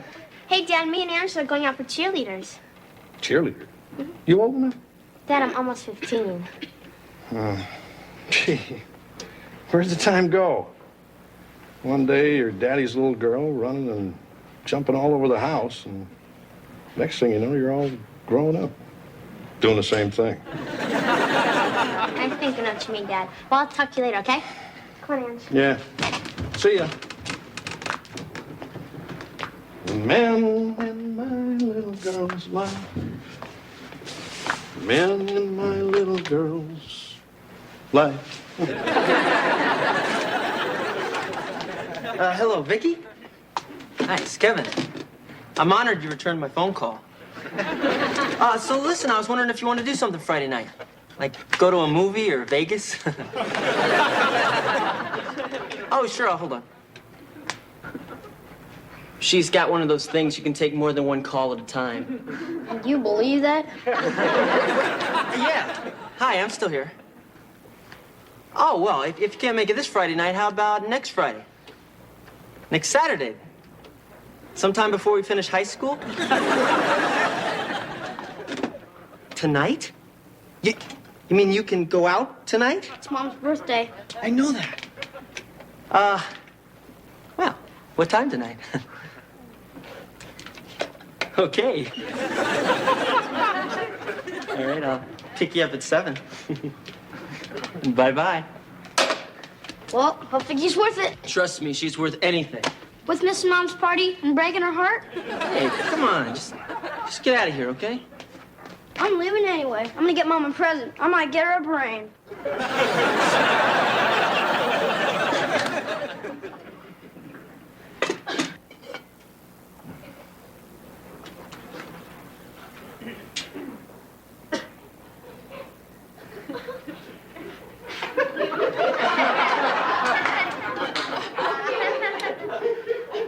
It's almost too good for them. Mr. Belvedere, I'll be at the library for a while. Well, I've scheduled dinner for 6:30, if that's all right with you. Yeah, that's fine. We're having lobster thermidor. Uh-huh.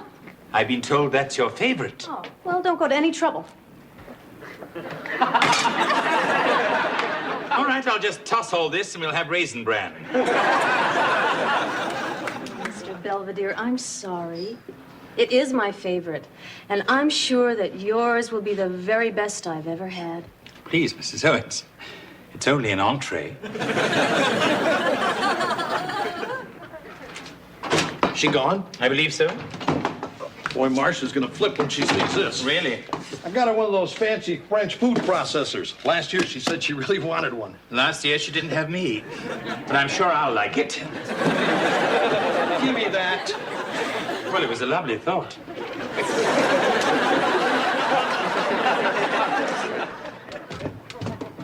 Happy birthday again, Mom. Thank you again, Kevin. I'll be home for dinner. Oh, yeah, what time are we having it? Around 4? I believe Mr. Belvedere said 6:30. Oh, so you think you're gonna open all your presents first, right? I don't know. We'll probably do it after the cake. There's a cake? Hey, Mom, guess what? What? Mom, rah, rah, rah, sis, boom, bah. Mom, we made cheerleading. You did? Yeah, isn't it great? Yeah. Anyway, practice starts tomorrow, so you have to sign this. What is it? It's an insurance form. It's so there won't be any problem when something happens and we break our necks. Well, I'll have to look that over. How will I need it now? That's the problem with you. You need everything now. Maybe I've got other things on my mind. I'm sorry, I forgot. It's my mom's birthday today. Come on. Give me an H, give me an A, give me a P, P to Y. Stop it. What's the matter? Nothing. It's just that there are so many other things you could do. The band, drama club, weightlifting. Are you saying you don't want me to be a cheerleader? Yes. Mother. Look, it's just that I don't want you wasting your time jumping up and down, screaming your lungs out like some silly... No cheerleading. Does that include me?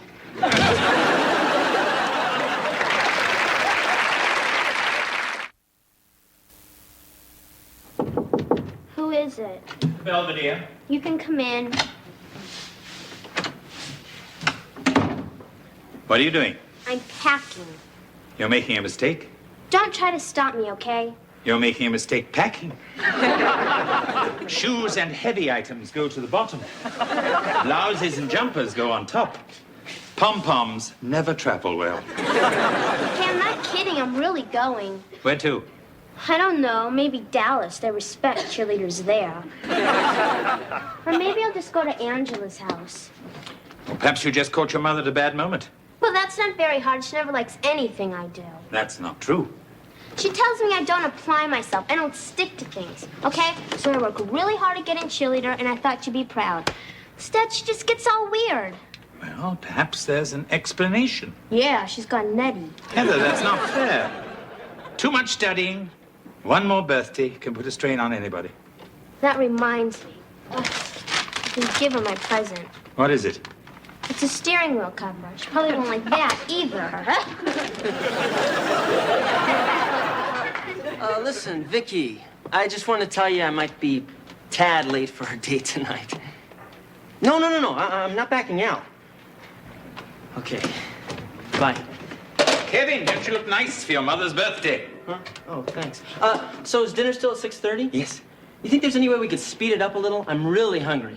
I'm afraid lobster thermidor can't be rushed. Oh. Now I'll have to prepare the prosciutto and melon. We're starting with that.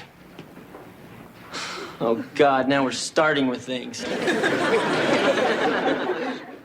Wesley, that looked rather festive.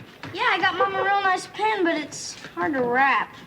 Didn't it come in a box? Not exactly. Well, let me see.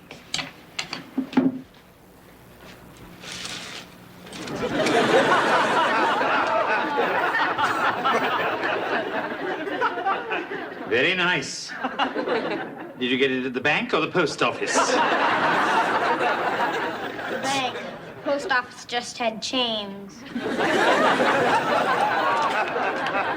Wesley, you stole this.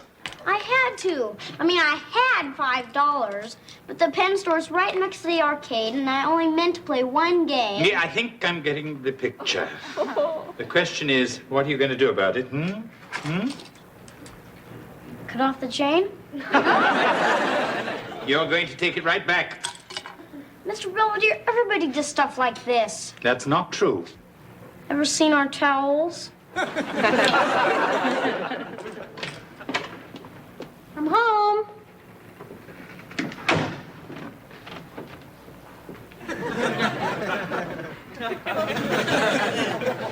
Mrs. Owens, you're back.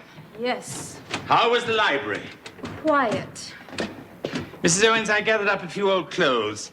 I thought I'd give them to charity. Fine. Most of them are yours. I thought you'd like to look through them first. No, not really. Oh, you really should. No, it's okay. Oh, go ahead. No. Make my day.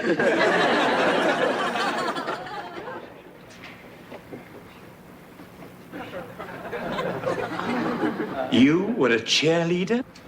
Yes, I was. Imagine that. Okay, I know how this looks. Cheerleading. It was good enough for Mom, but Heather isn't allowed to... Mrs. Owens, I'm just the housekeeper.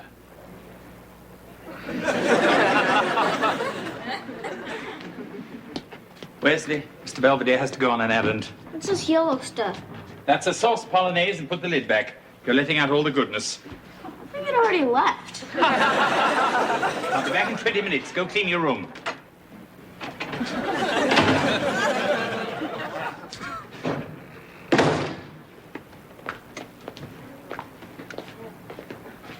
George? Belvedere. That's your present? Yep, that's yours? Yep. I hope we didn't get the same thing. Somehow I doubt it. Right. Mine's leather. Mine's lace. Mine's better. You're fired. Hi, Dad. Hi, kitten. Hey, you better wrap that before your mom sees it. I'm moving to Angela's house. What? What's the matter? Dad, Mr. Belvedere, the kitchen's on fire! What? Wesley, what have you done? I didn't do anything. Mom, the house is on fire!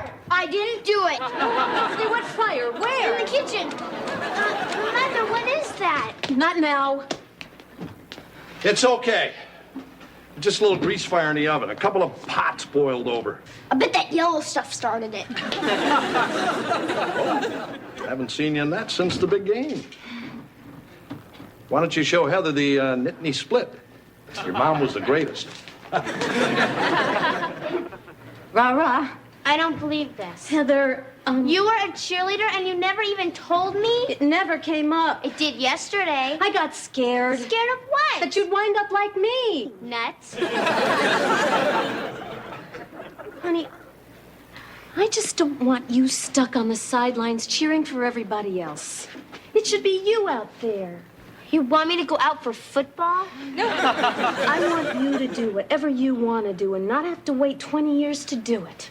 Oh, you mean like you trying to be a lawyer? Good example. But me and Angela just thought cheerleading would be fun. Well, it starts out that way, but if you're not careful, it becomes a career. What do you mean? Well, first I was turning cartwheels for the school team. Next thing I knew, I'm cheering on my own team. First your father, then you guys. Are you sorry you had us? Oh, no. No, not for a minute. It's just that, well, sometimes when I'm sitting in my classes with all those kids calling me ma'am, I just wish that I'd thought a little bit more about myself instead of going sis boom ba for a bunch of dumb jocks. Mom, if I want to, I can be a cheerleader and a lawyer. I know. Except I can't do either right now because I'm pregnant. I'm just kidding. See how much worse things could be? Where do I sign? Right here. Ah, it still fits, and I'm not surprised. Thanks, Mr. Belvedere. I wish to announce a slight change in the menu. The lobster thermidor is now lobster jerky. And I'll know about the rest of the courses when they stop smoldering. Somehow the oven and the burners got turned on full blast. I didn't do it. Don't look at me. Dinner ready? Well, it must have been a malfunction. Heather, Wesley, there's ice cream and cake to prepare. Kevin, you come too. Well, what happened to dinner? Somebody tried to make fast food. So, Heather, you still taking a road trip? Huh? Oh, no, everything's okay. What's okay? Well, Mom didn't want me to be a cheerleader because it messed up her life. And she was afraid I'd end up like she did, doing sis boom bop for a bunch of dumb jocks. Thanks, Mom. You're welcome. Any dumb jock in particular?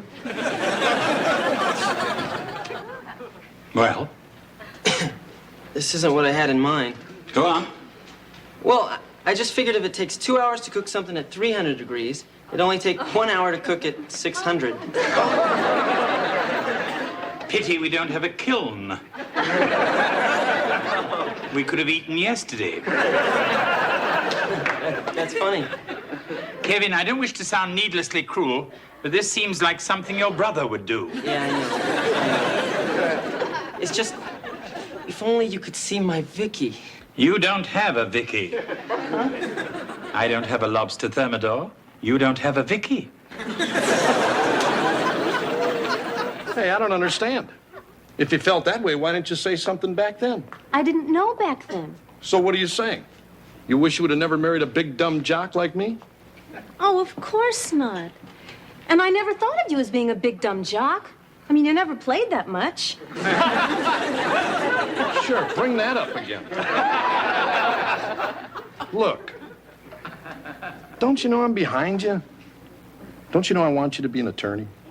Or anything you want to be, huh? Oh, sure I do, honey. It's just that sometimes I think you'd be happier if I still was that cheerleader. You know, a brainless little Cupid doll in a lace nightie. Uh-oh. To you, happy birthday to you. Happy birthday, Mrs. Owens.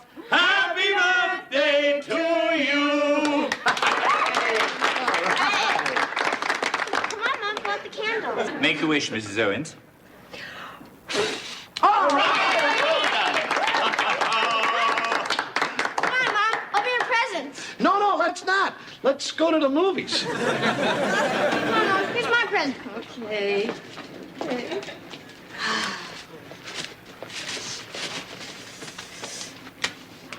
Oh, thank you, honey. Oh, isn't this nice? I used to have one just like it. I tried to do something good. Oh, it's a steering wheel cover. It's terry cloth. It's great for when your hands sweat in traffic. Thank you. Happy birthday, Mom. You don't have to open it. It's just roses. Just roses. Hmm?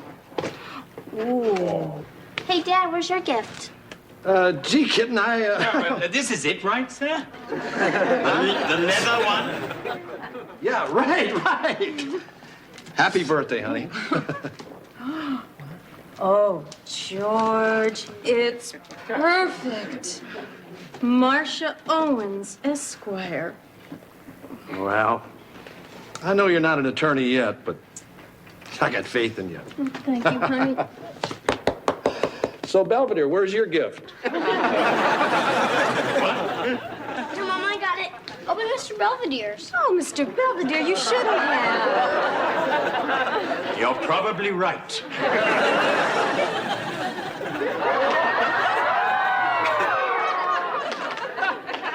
Like it?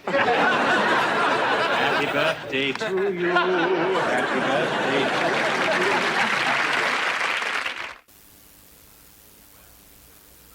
Well, I've survived another typical day with the Owens clan. Generational conflict, miscommunication, fire, and theft. I hope they're insured for all that. Marcia seems to have come to terms with her doubts about the past, as well as her doubts about my present. I'm gonna get you for that, George. Oh, footnote to scholars who may read this in the original. There's a reason I'm using a crayon.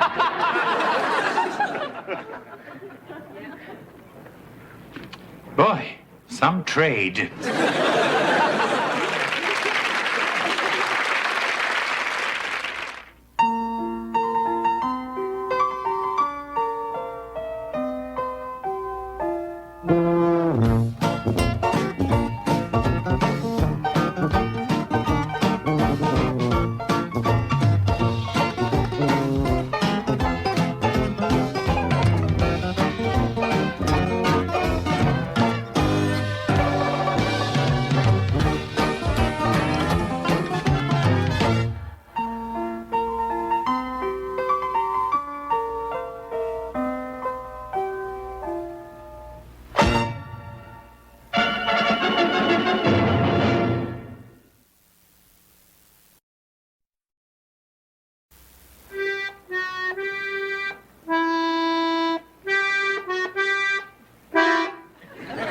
Again, Wesley, again.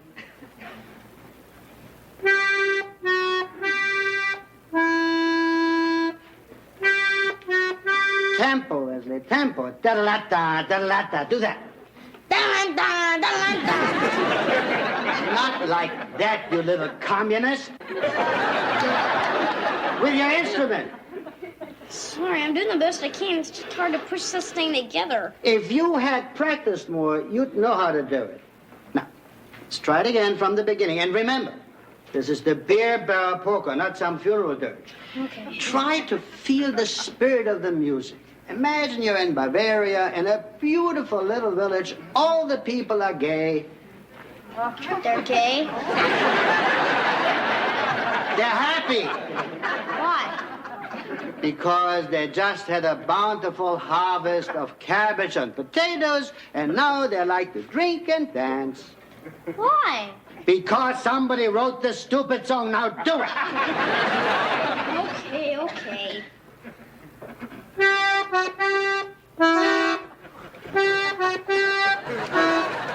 Something the matter, Belvedere? Oh, no, nothing at all, George. Good. Anyway, there's fresh coffee here. And if I'm needed for anything, I'll be down in the basement. Oh, sure. Take the coward's way out. I was going down there anyway. You had to do what? I don't know. But if you're going to yell at me, yell louder. I can still hear it. Hey, this is all your fault. My fault? I encouraged him to take up music, not the accordion. That was your idea. Hey, I took him to a ball game. How was I supposed to know Dick Contino was going to play the national anthem? Hey, I think there's a storm coming. The Huffnagel's dog is yelping and running around in circles. Oh, it's Wednesday. Hey, don't make fun of your brother. Well, how long is he going to be doing that? I got to study. His lessons only last an hour. And it's already been 7 whole minutes. F sharp, Wesley, F sharp. That's close. Keep making with this monkey business and don't practice correctly. You're wasting your time and mine. Sorry, Mr. Zabriskie. Don't be sorry. Be good. All right. One more time, beer barrel polka. This time, we'll take it a little slower, all right? Ready? And.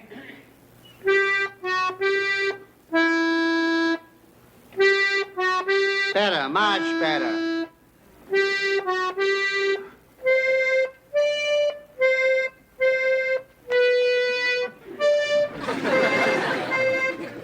How's that, Mr. Zabriskie?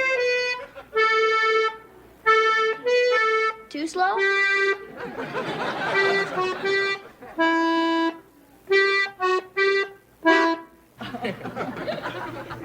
Mr. Zabriskie?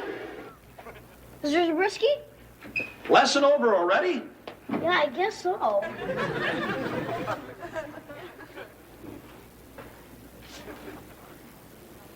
Belvedere! With no success. It isn't polite to stare. Come on, don't do that. Sorry, George. The paramedic said we did everything we could. We? You did everything. I just stood doing nothing. Oh, that's not true. You offered him a cigarette.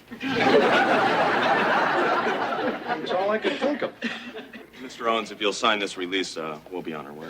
Yeah, sure.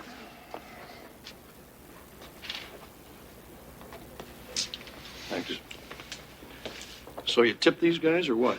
I don't think so. I knew that. Relax, George. Relax. Mr. Music just croaks in my living room, and I'm supposed to have a party? Sorry. Thank you very much. Yeah. See you next time. Have a nice day. Well, that certainly broke up the day. So is Wes still upstairs? Yes, I left him with Kevin. Knowing you, I'll bet you already broke the news about Zabriskie kicking the bucket. No, Well, why not? because I thought you'd want to tell him. Yeah, and I'm gonna. It's just death. It's a big thing. And I gotta be careful I do it right. Perhaps the direct approach is the best. Like when you fire me. No, that never works. You gotta sugarcoat it a little. Like I did when Mr. Slowpoke died. Who? Mr. Slowpoke, his turtle. I mean, I just didn't go up and say, hey, Wes, I ran over your little pal with the lawnmower. First, I sat him down, had some ice cream and cookies, and we joked around a little. Then I told him. Hey, Dad. Is it okay? Yeah, hey, sure. Come on, guys. Come on down. How's Mr. Zabriskie? Hey, champ, what say we head to the kitchen, have some ice cream and chocolate chip cookies, huh? Dead, huh? Yeah, he is. How come he died? Well, he was no spring chicken. I guess the old squeeze box kind of gave out. You know what I mean? Yeah, thanks. I'm in heaven. You're not the only one. I got high heels. They're just for the one dance. I need him because of Wayne. He's my date. He's 6'4". They're not sure when he's going to stop growing, but right now he is real cute. My accordion teacher died. Mr. Zabriskie? Yeah, the squeeze box gave out. Heart attack, Mrs. Owens. Oh, when did it happen? Right in the middle of the beer barrel polka. It happened during his lesson? Yep, right there. Honey, are you okay? Yeah, I guess. Do you want to talk about it? Not really. Well, we're right here, pal, just in case you change your mind. Thanks. I think I just want to go to my room now, okay? Yeah, good idea. You go up and rest, and later on, we'll go ice cream and turtle shopping. God, I'm bad at this. Come on, will ya? I got stuff to do. Just say what you're supposed to say. Heather, your date's here. Just a minute. Oh, hi, Hi. Heaven. Hi. Gee, Wade, I hope you haven't been waiting too long. You are a little early, but that's okay. It'll give us more time to dance. Great. Well, come on, Kevin, dance with me. Huh? Well, they're gonna be playing a lot of slow stuff, and I need to practice in these things. I don't know. You never... Come on, Kevin. Mom made you take all those lessons. Won't you help me, please? All right. And just follow me, okay? Okay. 1, 2, 3. 1, 2, 3. Da da da da da da da da da ya ya ya ya ya ya ya ya. Got a little carried away. Sure. Ya ya ya ya ya.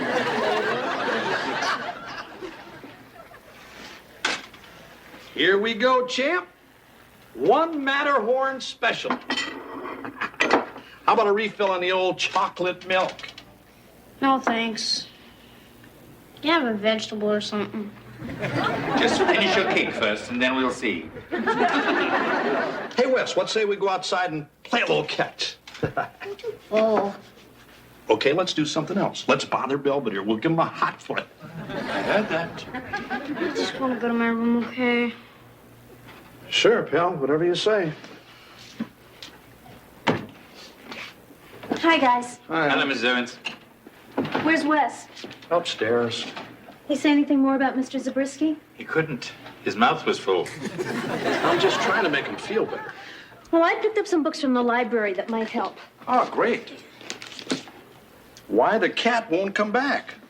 See, the thing is, Wesley knows that Mr. Zabriskie died, but I'm not sure he understands what that means. Now, this book says you've got to deal with it flat out. Once upon a time, little Johnny Smith had a cat named Whiskers. Whiskers was a fun cat. Whiskers loved his ball of string. One day, Whiskers followed his string into a busy street.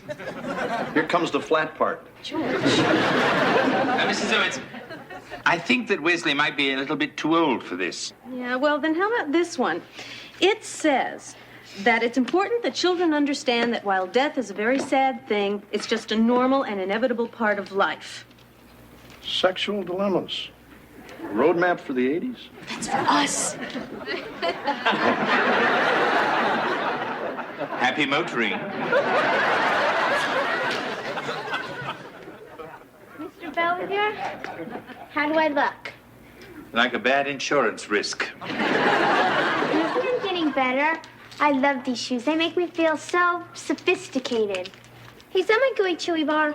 Dad said I could have it. Yeah, well, it's mine. I bought it for me. Just leave me alone.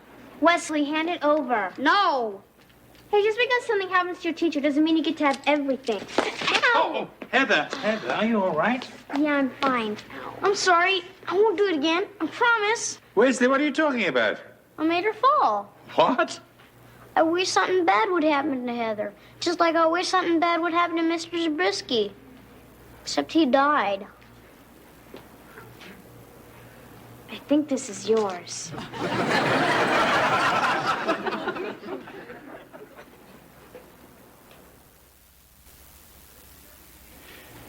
Wesley, don't be ridiculous. You didn't kill Mr. Zabriskie. Just kept yelling and yelling at me, making me play that stupid beer belly polka over and over. And I just looked at him and thought, I wish you were dead. And then he was. Wesley, whatever you thought had nothing to do with it. It was simply coincidence. No, it wasn't. Now, I know you're upset because he died in your house right in front of you, but it was not your fault. This isn't the first time. Oh? I remember this kid at school that kept picking on me, and I wish something would happen to him, and he fell off the monkey bars and broke his arm. Wesley. And then I had this teacher that kept calling on me, and I wish something would happen to her, and she got pregnant. Wesley, I'm certain you had nothing to do with that. I got the power. Wesley, we're in Beaver Falls, not the Twilight Zone. You're obviously distraught, and I think you should talk to your parents. Don't tell Mom and Dad, Why not? because then they'll get all upset and start yelling at me. And you know what happens to people that yell at me. I'm scared something will happen to them. Fine. I won't say a word for now. Anyway, I'm tired of all this chit-chat. Go and clean your room. I already cleaned it. The ceiling? Come on. Come when you're finished with that, you can vacuum the stairs and go weed my garden. Hey, you're just trying to make me mad on purpose. Well, we are getting smart, you snotty little dish rag. You can't call me that. I can call you anything I choose, and what's more, we're having liver and onions for dinner, so there. Oh, yeah? Wesley, you seem to be rather angry with me, and I appear to be all right. Yeah, I guess so. In fact, I feel wonderful. Excuse me.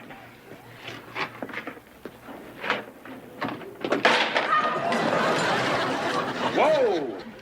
Watch where you're going there, Butterfingers. Sorry. You okay, Mr. Belvedere? I'm perfectly fine. No harm done. Honey, I think we should talk about what happened. Just now? No, about Mr. Zabriskie. We just want to make sure you understand everything. I understand. Honey, when I was just about your age, my grandma Pearl died. When I would go into her kitchen and she wasn't there, I'd get very sad. Do you know what made me feel better? Just remembering her when she was alive.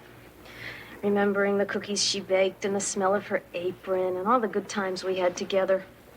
I didn't have any good times with Mr. Zabriskie. Oh. He smelled a little. Here we go. What are you doing? Just cleaning the table. Oh. Helping you out, big guy. Uh-huh. What do you want from me, George? Bone marrow? I just want to help with the dishes. Thank you. So, Wes say anything to you? Oh, he's always saying things to me. I mean about Zabriskie. There's something wrong. I know it. I wish I could help you out. George, I just got off the phone with Mr. Zabriskie's sister. They're having a thing for him tomorrow, and she wants Wesley to come. What kind of thing? Picnic? No, George. It's the F word, isn't it? A funeral. Yes, George. Yeah, with the creepy music and the old ladies crying and all the people saying, "Oh, doesn't he look natural?" Hey, the kids had enough. Which kid? They want Wes and some of the other students to play a little something in honor of Mr. Zabriskie. It'll be nice. Actually, a funeral can help people deal with their loss and help people resolve their feelings, whatever they may be. All right. All right, if it's okay with Wes, it's okay with me. I'll go talk to him. I wash you dry.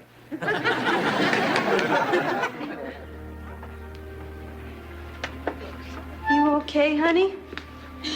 My tie's too tight. Oh. You and your friends ready for your big number? Yeah, I guess. Okay, we'll break a leg. Whose? All right, everybody. We're almost there. Hey, I'm okay. I'm just a little overheated. Heather, ready to solo? I think so. I can walk! I can walk! I'm George Owens. Oh, Wesley's father. I am Rose, Peter's sister. Peter who? Zabriskie. Oh! I see the resemblance. Not now. Before. Yes. Oh, and we're all so sorry it had to happen in front of young Wesley. Mm-hmm. Oh, that reminds me. Here's $10. Well, thank you. Is this for a better seat? Oh, no. That was for Wes's last lesson. I didn't get a chance to pay for it. And of course, the lesson only lasted 10 minutes. But, what the hell? It's severance pay. Our condolences, madam.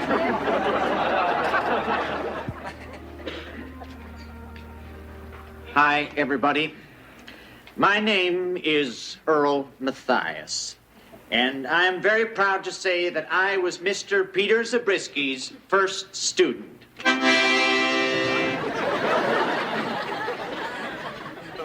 But please, we are not here to honor me.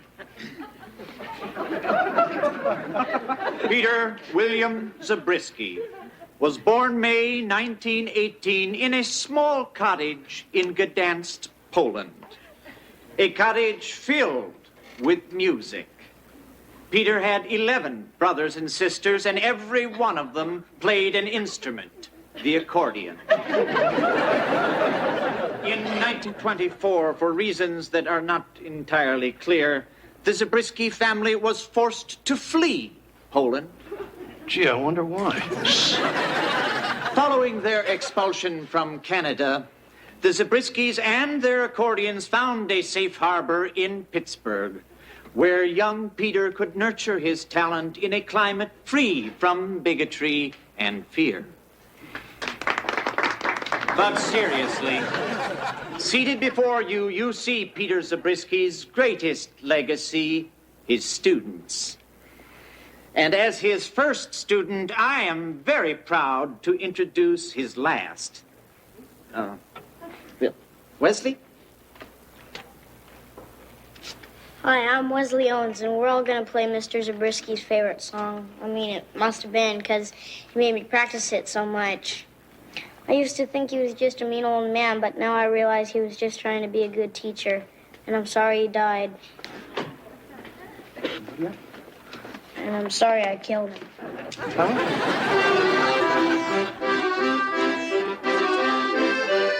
Belvedere, you know something about this? In a minute. I like this part.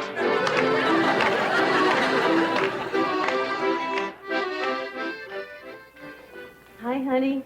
Hi, Wes. Hi. Everybody liked your song. Yeah, your mom and I almost got up and danced. And that was a real nice thing you said about Mr. Zabriskie. Except the part about killing him. That kind of threw us for a loop. Mr. Belvedere told us everything. That's okay. Look, you didn't do anything to old Pete. You're probably feeling a little bad because you didn't practice. And you were a little hard on the guy. And you played terrible. Thanks. But you didn't kill him. Sure. Honey, what you're thinking isn't that unusual.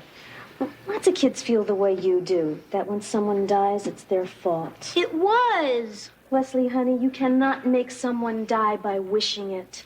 That's for sure. I mean, if you could, he would have been dead 30 years ago. I mean, when you were a kid and taking lessons, you wished the same thing about Mr. Zabriskie? What accordion player in Pittsburgh didn't? Don't stop squeezing. See, honey? See, you're not such a bad kid after all. I guess not. You ready to go home now? In a minute, I gotta put my accordion away. Okay, pal. You take your time. Your mom and I will be outside.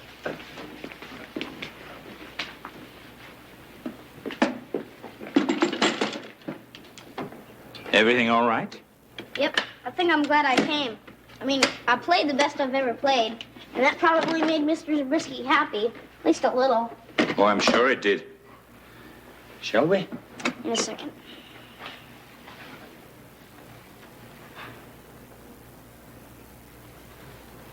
Saying goodbye? No, I wished him alive. Doesn't work that way, does it? Nope. Think we can stop for ice cream on the way home?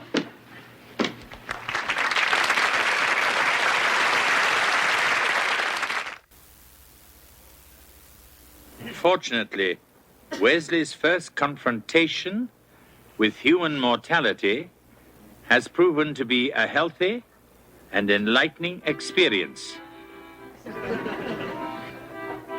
How ironic that what I feared might be a continuing ordeal for young Wesley has instead become one for the rest of us.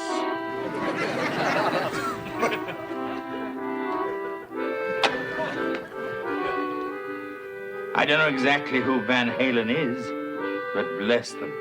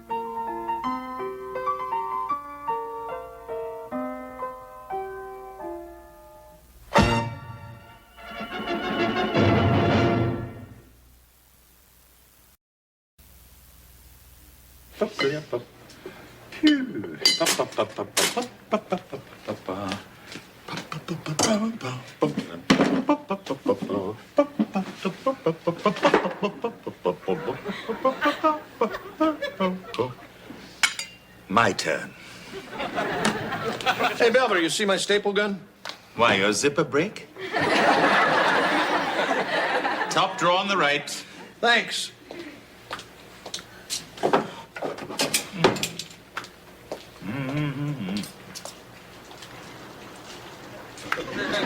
See ya.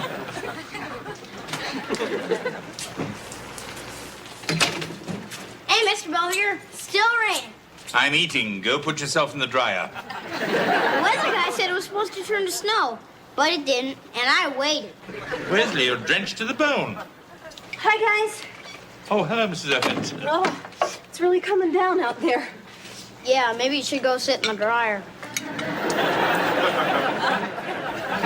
Wesley, that's not even funny. You're soaking. Yeah, we both are. Hey, why don't we go back outside? We can step on snails.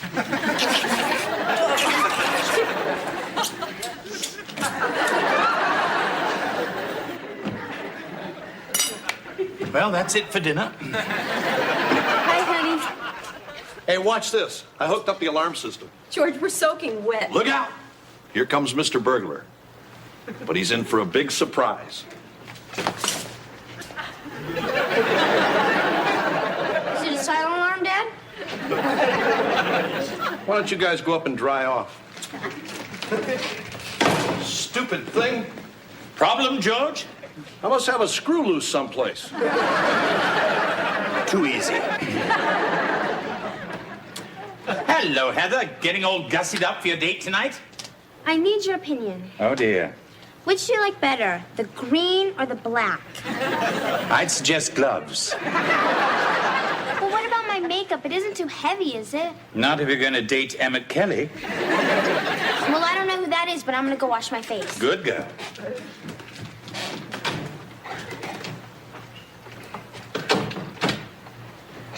You're getting very good at that. This thing is supposed to be simple. You open the door, these things break contact, and the alarm goes off. I don't know, I must be doing something wrong. Perhaps you should try it from the outside, as if you were a burglar. Yeah, right.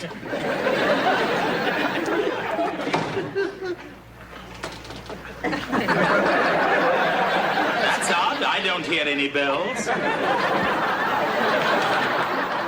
Okay, that's mine. Oh. I'm growing it for biology class. Well, do something about it. It's attacking the cheese. See, it's an experiment. 4 different strains of E. coli bacteria. We're supposed to observe the effects when the cultures are introduced into a foreign organism. Ah. Okay, I'm all changed. Oh, boy, Jell-O! It's not Jell-O. Come on, I just want one of them. You'll get an A. What flavor's brown? Root beer. Wesley, these are not fit for human consumption, even by your standards.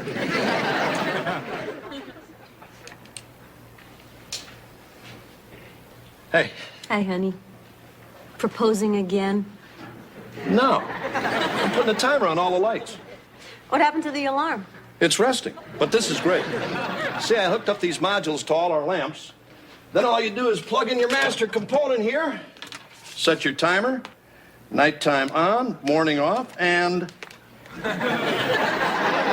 Morning, George. Mr. Owen still working on the security system? I'm just getting the bugs out.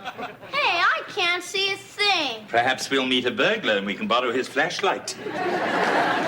George, how nice to see you again. Ha, ha, ha.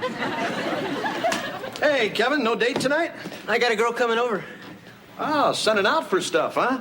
That's it, make them come to you. Is there no way of stopping him? Dad, she's just a friend. Is she pretty? Yeah, she's okay.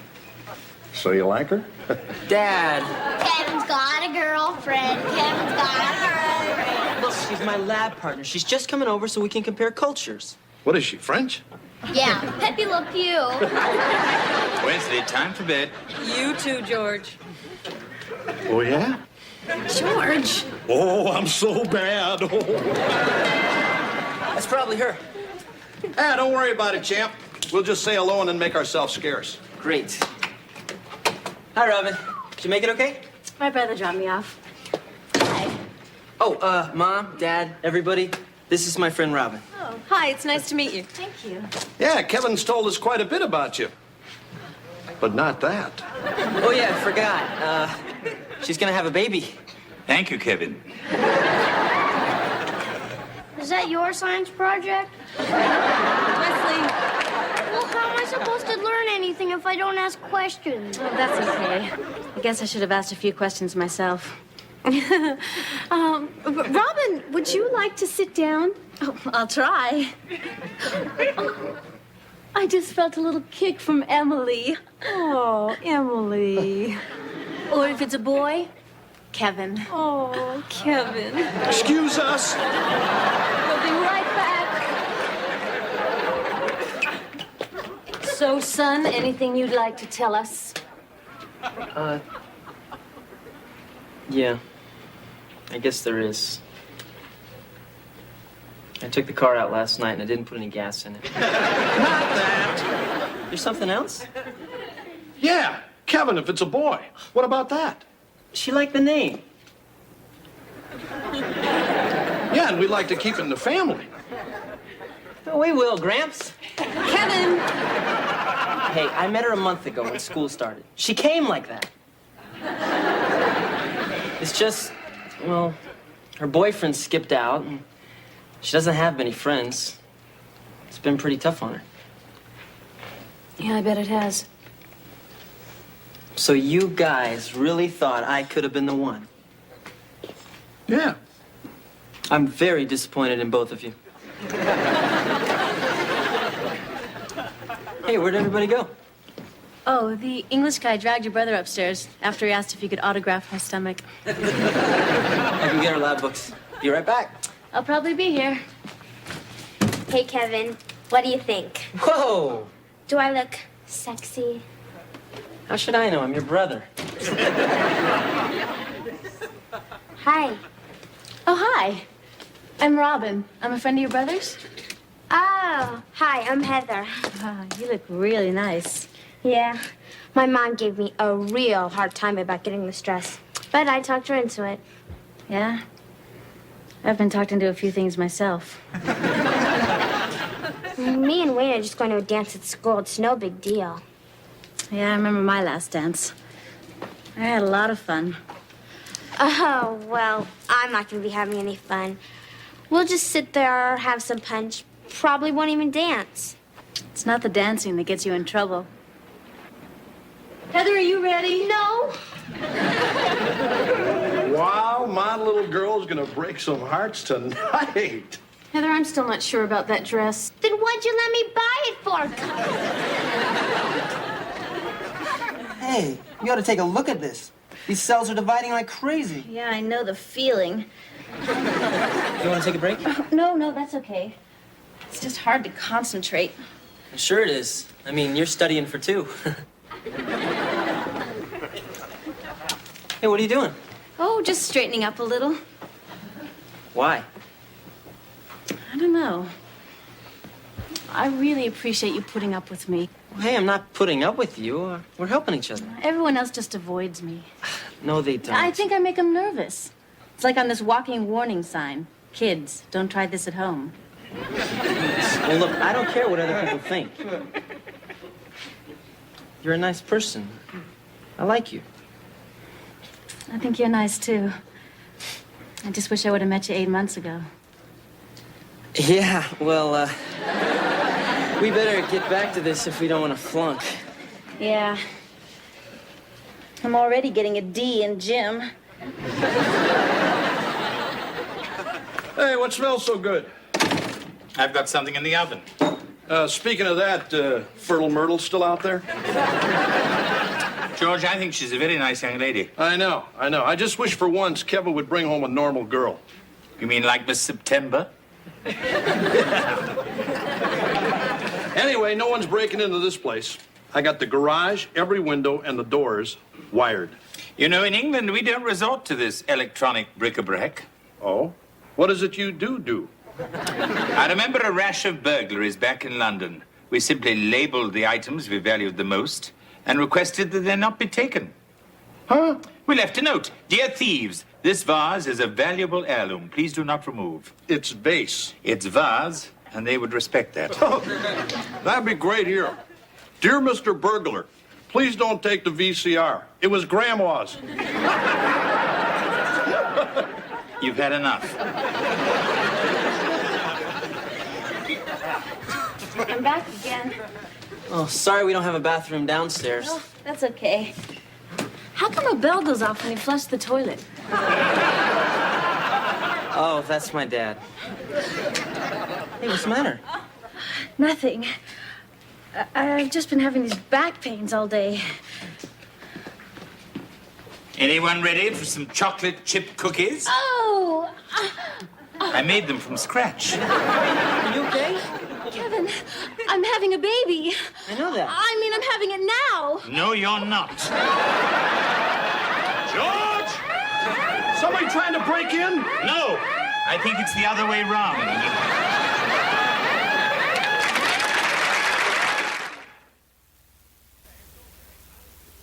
Hey, it's okay. I've been through this before. We'll just grab your coat, get your hat, and we'll have you at the hospital in 20 minutes. Come on, Robin. I don't really feel like going anywhere right now. Sure you do. Come on, it'll be fun. I'll let you honk the horn. Don't worry. We'll get you there in plenty of time. I don't think so. Everything's gonna be okay. Oh, I don't think so. Drive carefully. My mistake. Mother knows best. I'll call the paramedics. What's the matter? Does that answer your question? You mean she's gonna have the baby right here? Oh, if it isn't too much trouble. Come on, Robin. Back to the couch. Oh, I'm sorry. Oh, don't apologize. We didn't have any plans. Oh, it hurts. Hey, just try not to think about it. I remember when Marcia had her labor pains. I tried to take her mind off things with a sports story. You see, once upon a time, there was this catcher with the Phillies named Stan Lopata. Paramedics are coming. Oh, great. But not for a while. What? But with all the rain and ice, there's been a lot of accidents. Hey, it's okay. They'll be here. If not, no problem. We got Belvedere. What? Come on. You've done everything. You probably ran the maternity ward during the Boer War. I bet you delivered Prince Charles. I've never delivered a baby in my life. Great, now you tell me. Oh, come on now, George. We must keep calm. So what are we gonna do? I'm not sure. I'm trying to remember what they did when little Ricky was born. Robin, are you timing between contractions? Yes. Fine. Keep up the good work. Wait a minute, Robin. How far apart are they? I don't know, a couple of minutes? That's not good, is it? That's worse than not good. It means the baby's coming soon. Oh, I'll boil some water. What for? Tea. Now I'll get some clean sheets. Fine. Don't worry. Everything's gonna be okay. Oh, sure. Come on, cheer up. You're having a baby. Oh, I know. So is there anything I can do? Get you an aspirin, a glass of water, marry you?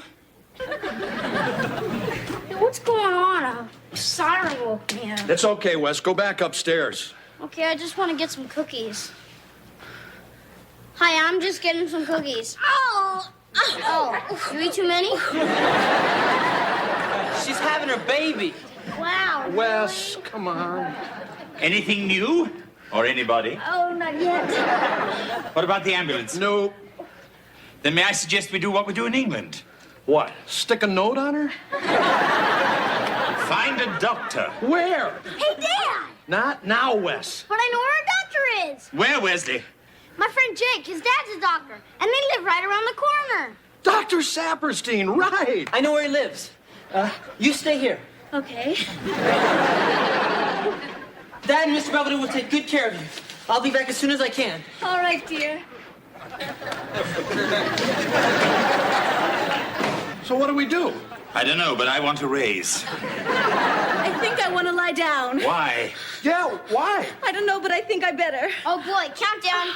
Houston and baby. Come in, baby. Oh, Robin, we should get you upstairs. Yeah, your room. My room? My room? I don't think this is such a good idea. Okay. We'll open up the couch. Open up the couch. Wes, come give your pop a hand with this coffee table. Couch. Don't you ever clean down here? I tried to once, but something bit me. Watch out. Are they always like this? Nah, they're just being polite because you're here.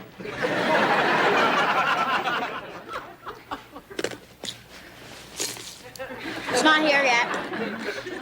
I'll let you know. Thanks.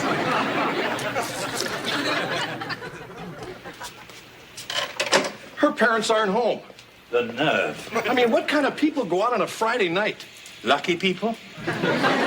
Anyway, where's Kevin and that stupid doctor? Where's the ambulance? Where's Marcia? On their way, stuck in the traffic, and how the hell should I know? She's not my wife. Give me one of those. Now, look, George, we must keep calm. I mean, if help should come in time, well and good. If not, we can handle it. Yeah, right. After all, you've had 3 children. You're used to it. No, I'm not. I mean, when Kevin and Heather were born, I was where a guy is supposed to be. In a bar across the street. And Wesley? I was out of town. I don't blame you. Dad, Mr. Belvedere, I think the baby's coming. Wesley, what have you done? George, Belvedere? this is it. Yep, sure is. Good luck. Same to you. We're stalling, aren't we? I don't know. Let me think about it. Come on. Does it make your back feel better? Robin, everything's gonna be fine. Oh, somebody do something. How about a nice cold compress? Oh, go stuff it. She must be getting close. Yeah, Marcia got real nasty. You told me you were in a bar. She called me. Oh, God, it's never gonna come. Yeah, Mom said it took 14 hours for me to come out. Wesley. But that's because I wasn't done yet. And you're still not. Go get me some towels. That's it, Robin. Breathe. Breathe. Breathe. I got him. Now go put them back. I think I want to push. I want to push. Sure, go for it. I'm back. Where's the doctor? He wouldn't come. Wouldn't come. What kind of a doctor is he? A podiatrist. He said if the baby comes out feet first, we could give him a call. I think it's coming. It's okay. I'm here now. Belvedere, let's get this baby. That's right, Robin. Keep pushing. Keep pushing. You're doing good, Robin. You're doing great. I think I see something. So do I. My God, it looks like Churchill. We're home. Hey, where is everybody? I don't know. Hi. Hello. Hi, Robin. Where's Kevin? I don't know. Where's your stomach? Hey, what are you doing? You're supposed to be resting. Oh, hi, guys. Feeling a lot better now. Oh, let me have her, okay? Sure. It's a girl. She had the baby right here? Yep, about an hour ago. Who delivered it? Hey, Marcia, where you been? At the library. Heather, how was your dance? It was great. You see our baby? I sure did. Yeah, the paramedics didn't come until too late, so Dad and Mr. Belvedere had to do it. They did? Well, actually, most of the credit should go to George here. Oh, come on, Lynn. We're a team. Owens and Belvedere, MDs. He's priceless. Hey, Dad, we better get going. We're just gonna take Robin and Georgia Lynn to the hospital. Georgia Lynn. Yeah. We're godparents. This is worse than Little House on the Prairie. I'll go bring the car around. Hey, Dad, can I come too? I help. Sure, champ. Hey, come on, Lynn. You can ride shotgun. Love to. She's real pretty. Thank you. Oh, look, Mom, I think she's smiling. Oh, you are so adorable, you little Miss America, you. Guys. Oh, sure. Come on, Heather, let's go get something to eat. Stay away from the Jell-O. Good luck, Robin. Thanks. Good luck to you, too. Hey, no one's gonna rush me into anything. They might try. I know how to say no. Come on, I guess we better get going. Yeah, I guess so. Oh, here, I'll hold her. Thanks. Sorry about our project. Guess you'll have to finish it yourself. Oh, that's okay. I'll just tell him the three of us did it. Look, Kevin, you know back there what you said about marrying me? I meant that. No, you didn't. No, I didn't. It's okay, I understand. Heat of the moment. So what are you gonna do? Raise my baby. Try to finish school. None of it's gonna be easy. You'll do okay. Yeah. Who knows, maybe someday I'll even have a date again. Oh, sure. I mean, maybe the three of us can go out together. Play on the swings or something. We'd like that. Come on, they're waiting for us.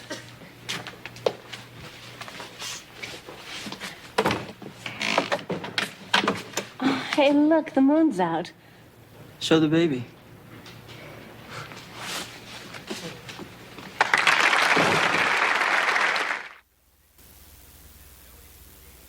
And so ends a day when I witnessed two miracles. The miracle of birth and the miracle of George and me getting along. I don't know which was more unnerving. Good night, Lynn. Good night, George. I must remember to insult him at breakfast. This can't go on.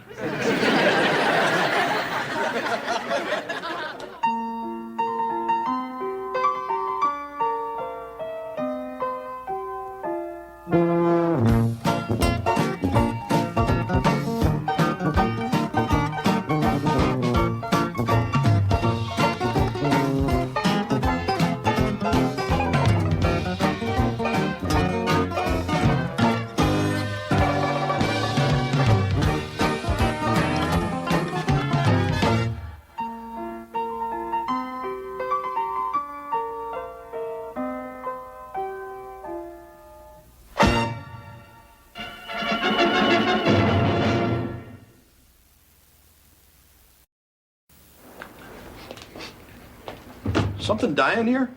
What's that? It's fish and chips. It's not for us, is it? It's for me. Good. I hate ethnic food.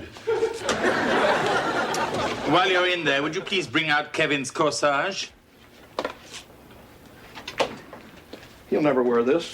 Regardless, he's very excited about his prom. The thing is, kid's 17, taking a girl to a big dance, and I've never really sat down and had a real talk with him, you know, man to man.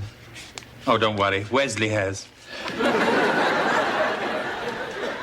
I just worry about the kid sometimes. He's clumsy. Well, his heart's in the right place. That's not what I'm worried about. What is that? Oh, it's just an agreement Kevin has to sign before he goes to the prom. He has to sign something before he goes on a date? Mm-hmm. And he's the good one. I'll probably have to get something notarized. What's the matter with this thing? It needs flash. Oh, you're putting it in wrong. Hey, I know what I'm doing. Here, I know how to do it. I think I'm blind. Oh, boy. Maybe now we can get a dog. You guys got the camera ready? Yeah. Here. How do you work this thing? I'll show you. Oh, look, there's Kevin. There he is, Mr. America. Guys, don't embarrass your brother. Oh, he's so handsome! Oh, come on, Mom. It's just a tuxedo. Anyway, I gotta go. George, he's leaving! Can't you just wait one sec? Hey! Check out Bo Brummel. Kevin, your date's corsage. Remember when you pin it on to do so with care and discretion. Oh, yeah, I've been practicing on a grapefruit. Come on, I want to get a picture. Come on. All right. Okay? Good. Okay, now let's get one of you and your mom and Heather. Come on. Okay. Ready? Okay. Now, George, I want one with you and Kevin and you too, Wes. About time. Okay. And now, how about one with you, Mr. Belvedere? Fine, and then after me, you can pose him with the King family. Okay. Thanks, Mr. Belvedere. Yeah, get going, pal. Knock 'em dead. I'll try. Well, see you guys later. Whoa, whoa, whoa. Come on. There's still one more thing. Now what? This. Are we still doing that? Doing what? The drinking contract. Oh, right. I, Kevin Owens, agree that in the unlikely event I become intoxicated during the course of this evening, I will not drive. Look, Mom, I'm not gonna... reading. But I will call my parents, who in turn agree to pick me up and refrain from discussing, analyzing, or yelling in regard to said intoxication. That means if you get drunk, pick up a phone. Thanks, Dad. It's a very good idea, and it's endorsed by several major organizations. Yeah, I know. Come on, champ. It's for your own good. All right. And George? Yeah. Okay, now can I go? Yeah, get out of here. Have a nice time. Bye, Kevin. Actually, Mrs. Owens, that idea of the contract is a very good one. Thank you. It occurs to me that I've been employed here for over 6 months. Odd that you've never offered me a contract. Oh, I got a couple out on you.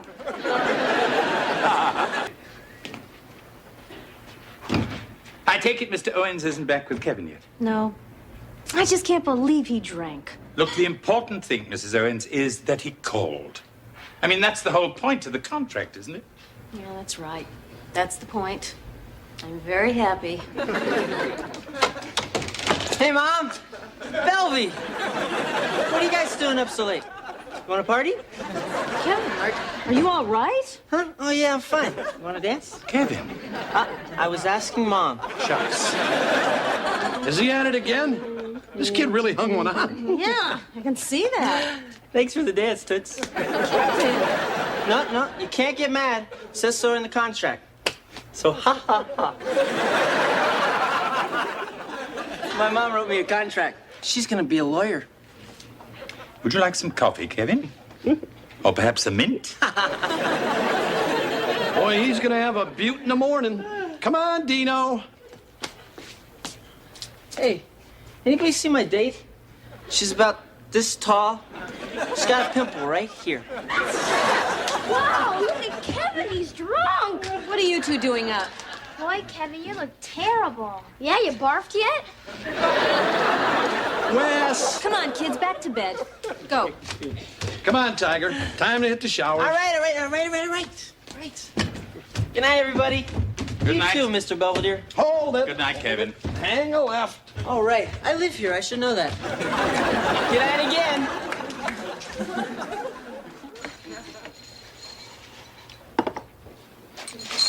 What are you doing?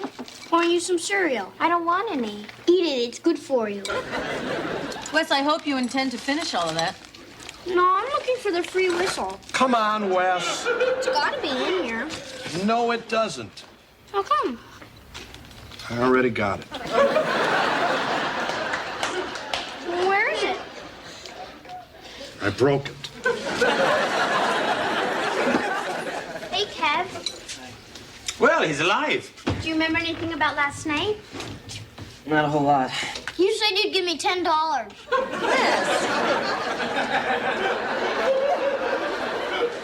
So, how you feeling, sport? Oh, I'm fine. Just fine. Well, how about some scrambled eggs and sausage? Gee, I don't know. I think I might just suck on some ice.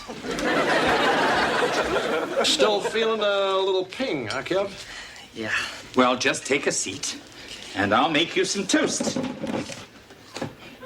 Black. So, you guys gonna yell at Kevin now? Children, don't we have something to do? I think that's a yes. So, what happened? Somebody spiked the punch? No. What did happen? Some people brought over some champagne, so I tried it. Didn't seem that great at first, but I wanted to be sure. But by the time I was sure, I forgot what I wanted to be sure about. I figured that's what happened. Look, honey, we're obviously very disappointed that you decided to drink. But we're glad you called, and we're glad you're home in one piece. Yeah, we're proud of you, pal. I mean, proud in a very disappointed sort of way. Thanks. So what are your plans for the day? I didn't think I'd be allowed to have any. Look, we made a deal. You kept your part, and that's that. You mean I'm not grounded? Nope. Well, me and a couple of the guys were thinking of going to the movies this afternoon. Sure. Have a good time. Really? Boy, you guys are great. Incidentally, a Kimberly called. I believe she was your date last night. Oh, yeah, I remember. What'd she say? Regarding the gown, it'll be $15 to remove the stain and $20 to repair the place where you ripped it. I tried real hard to get it off. The stain, not the dress.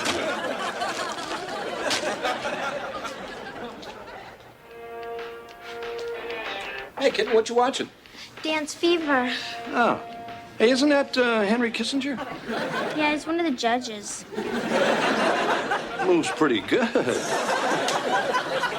Dinner will be ready in 20 minutes, Mrs. Owens. Is Kevin back from the movies yet? I don't believe so. Hi, honey. Hey, Mom, keep going. Everything's fine. Hey, Mr. Belvedere? Yes, Besley? Here, I wrote this. What is it? A contract. Oh? I, Wesley T. Owens, know that I'm not supposed to play with my slingshot around Mr. Belvedere's tulip pots. But if I do and break one, even though I was really aiming for a tree, I agree not to lie about it. And Mr. Belvedere agrees not to get mad or scream or hit me. See, I signed it. I didn't.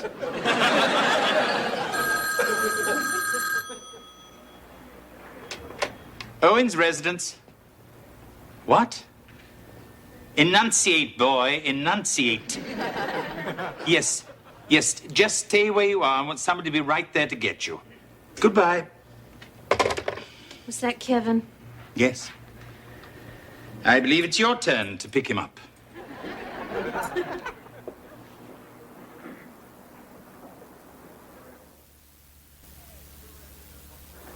Get your rear end in there, Buster.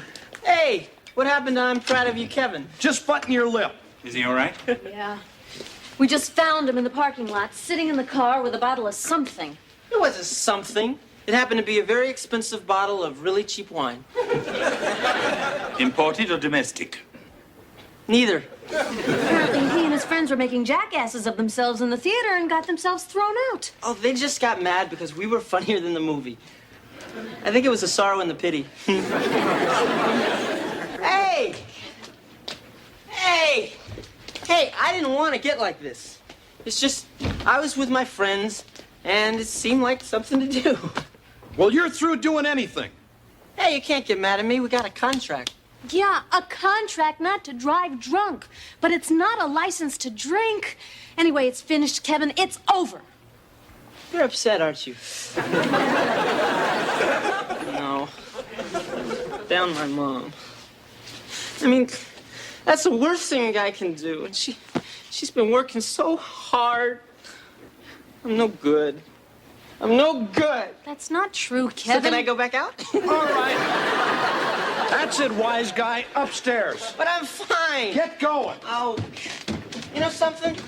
You guys were more fun the last time. Get up there.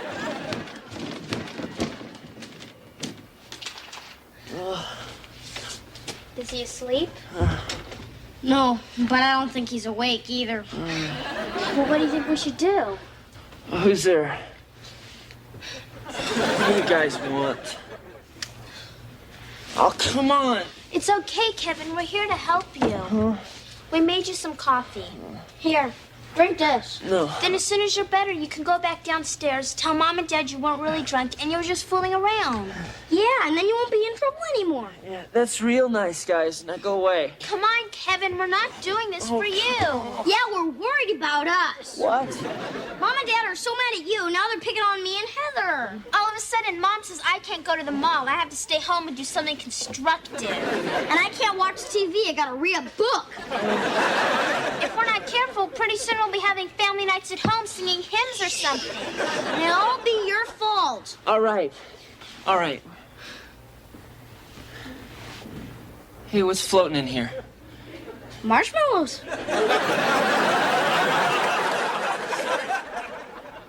Honey, we just don't understand what's going on. I just had a couple drinks. You knocked off a gallon of Muscatel. And you weren't even sober from the night before. Kevin, all of this, it's just not like you. Look, champ, if you don't tell us what's bugging you, we can't help. Nothing's wrong. I mean, what is it? Female trouble? I mean, you know, trouble with girls. Look, what's the big deal? I got drunk, you got mad, and now I'm grounded, right? That's for damn sure. That's it? That's all you have to say? Yeah, listen, I'm late for school. Yeah, well, this discussion is not over, young man. Fine. And it's straight to school, and straight home, and straight to your room, and studying. Yes, sir. Oh, Kevin, what's your last book read? I don't know why. I'm gonna send you in for a doer's profile. I gotta go see it. Can I use that for your quote? Wesley, what are you doing? Well, I just figured if Kevin got in his ad, he'd be famous, and Mom and Dad wouldn't be mad at him anymore. Wesley, the people in those ads are not teenagers. They are mature adults who simply have 1 or 2 drinks on special occasions. Hey, these people are drinking and playing volleyball. What's so mature about that? Wesley, you know Mr. Belvedere doesn't like it when you're right.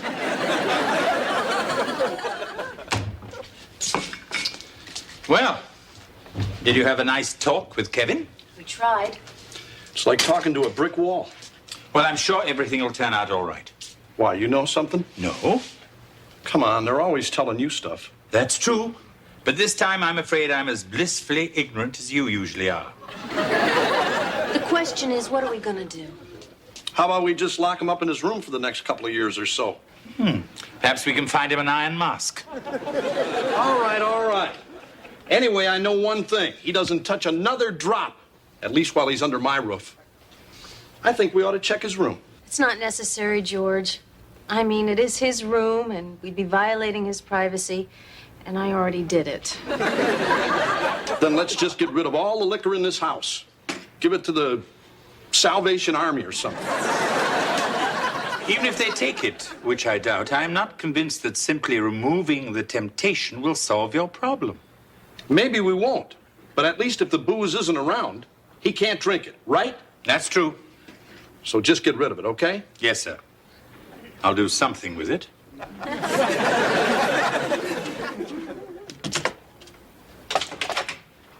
Cocktails!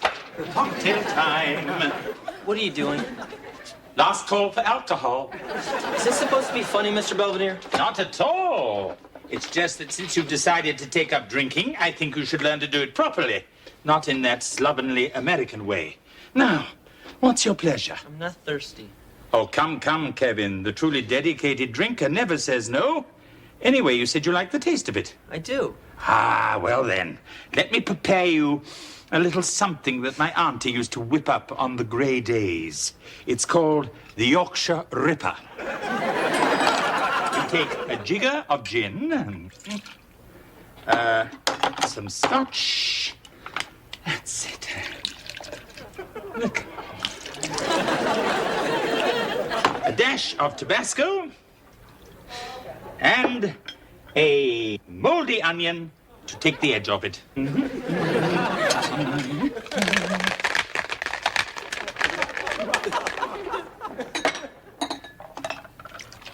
I don't want any, okay? But you wanted it yesterday. That was different. I was with my friends. Oh, a social drinker. Well, let's down one together. Look, Mr. Belvedere, I know you're trying to do something for me. I don't know what, but just leave me alone, all right? Oh, fine with me. What are you doing with your plaques and things? I'm gonna get rid of them. It's just a bunch of junk. Well, I won't have to dust them. You never told me you were an Eagle Scout. Oh, yeah, that's me. Trustworthy, loyal, obedient, boring, and dull. Oh, but I bet after a couple of drinks, you were the life of the prom. Yeah. Yeah, I was. I mean, Mr. Belvedere, I was dancing with girls I wouldn't even talk to sober. I was loose and funny, and even witty and charming. Yes. I remember thinking as I was cleaning the Salisbury steak off your jacket, what a witty and charming lad you are.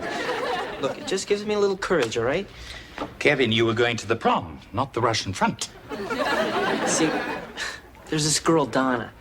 And I really like her, but she usually goes out with the football team. One at a time. But the other night, I don't know, I was talking with her and we danced together, and she liked me. Yes, Kevin, she liked you. Not your drinking. But what's the difference? If I wasn't drunk, I probably couldn't have talked to her in the first place. Oh, Kevin, that's ridiculous. Courage does not come in a bottle. Go on, call her up. What? Call her up and ask her out. No, I can't. Oh, go on. I don't want to. I can't. Well, perhaps it's for the best. She was probably only being polite. Didn't want to hurt your silly, drunken little feelings. Maybe. Or maybe not. Well, there's only one way to find out. Okay.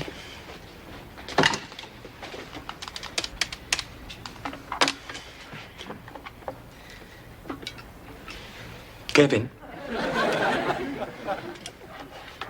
Hello, is this Donna? Hi, this is Kevin. So listen, can you go out tonight? You can? Oh, well, I can. I'm grounded. Perhaps another time. Bye. Kevin, that was delightfully linear. Hi. Oh, Mr. and Mrs. Owens. You're home. Yeah, Wesley tells us you're up here serving drinks to Kevin. I tried to, but he seems to have lost his taste for it. Oh, yeah? Yeah, Mom, Dad, I'm really sorry. I'm okay now. I guess I was just acting a little more stupid than usual. Kevin, what were you thinking? I don't know. I just thought people liked me more when I was drunk. We sure didn't. Well, now that I think about it, neither do I. Come on, Kev, let's go downstairs. Okay. George? In a second.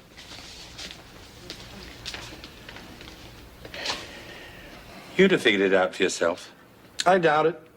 I mean, I go around banging my head against the wall trying to figure out what's going on in my own kid's mind. I can't do a thing. But every time I turn my back for a minute, you're up here, butting in, solving the problem for me. George, what exactly are you trying to say? Thanks. You're welcome.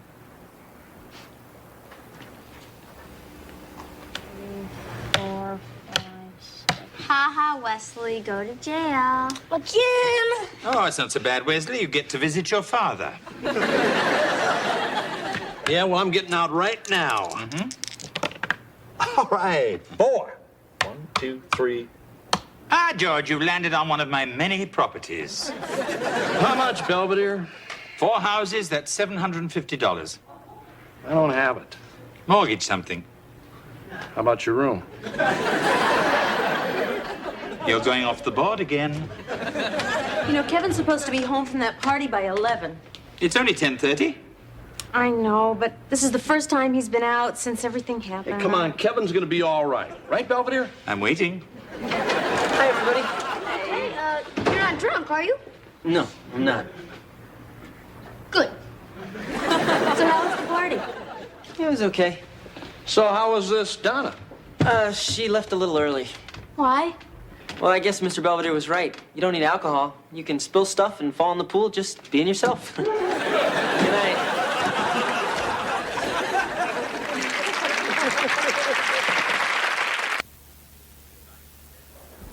Life is settling down again in the Owens household. Kevin's days of wine and roses seem to have passed. Meanwhile, George still refuses to pay his monopoly debt. I'm considering legal action. Which reminds me, maybe I should draw up a contract between myself and the Owens family. I agree to provide cooking, cleaning, childcare, and psychiatric services. And they agree to provide me with a constant supply of mishaps, diversions, foibles, and follies. I should be paying them.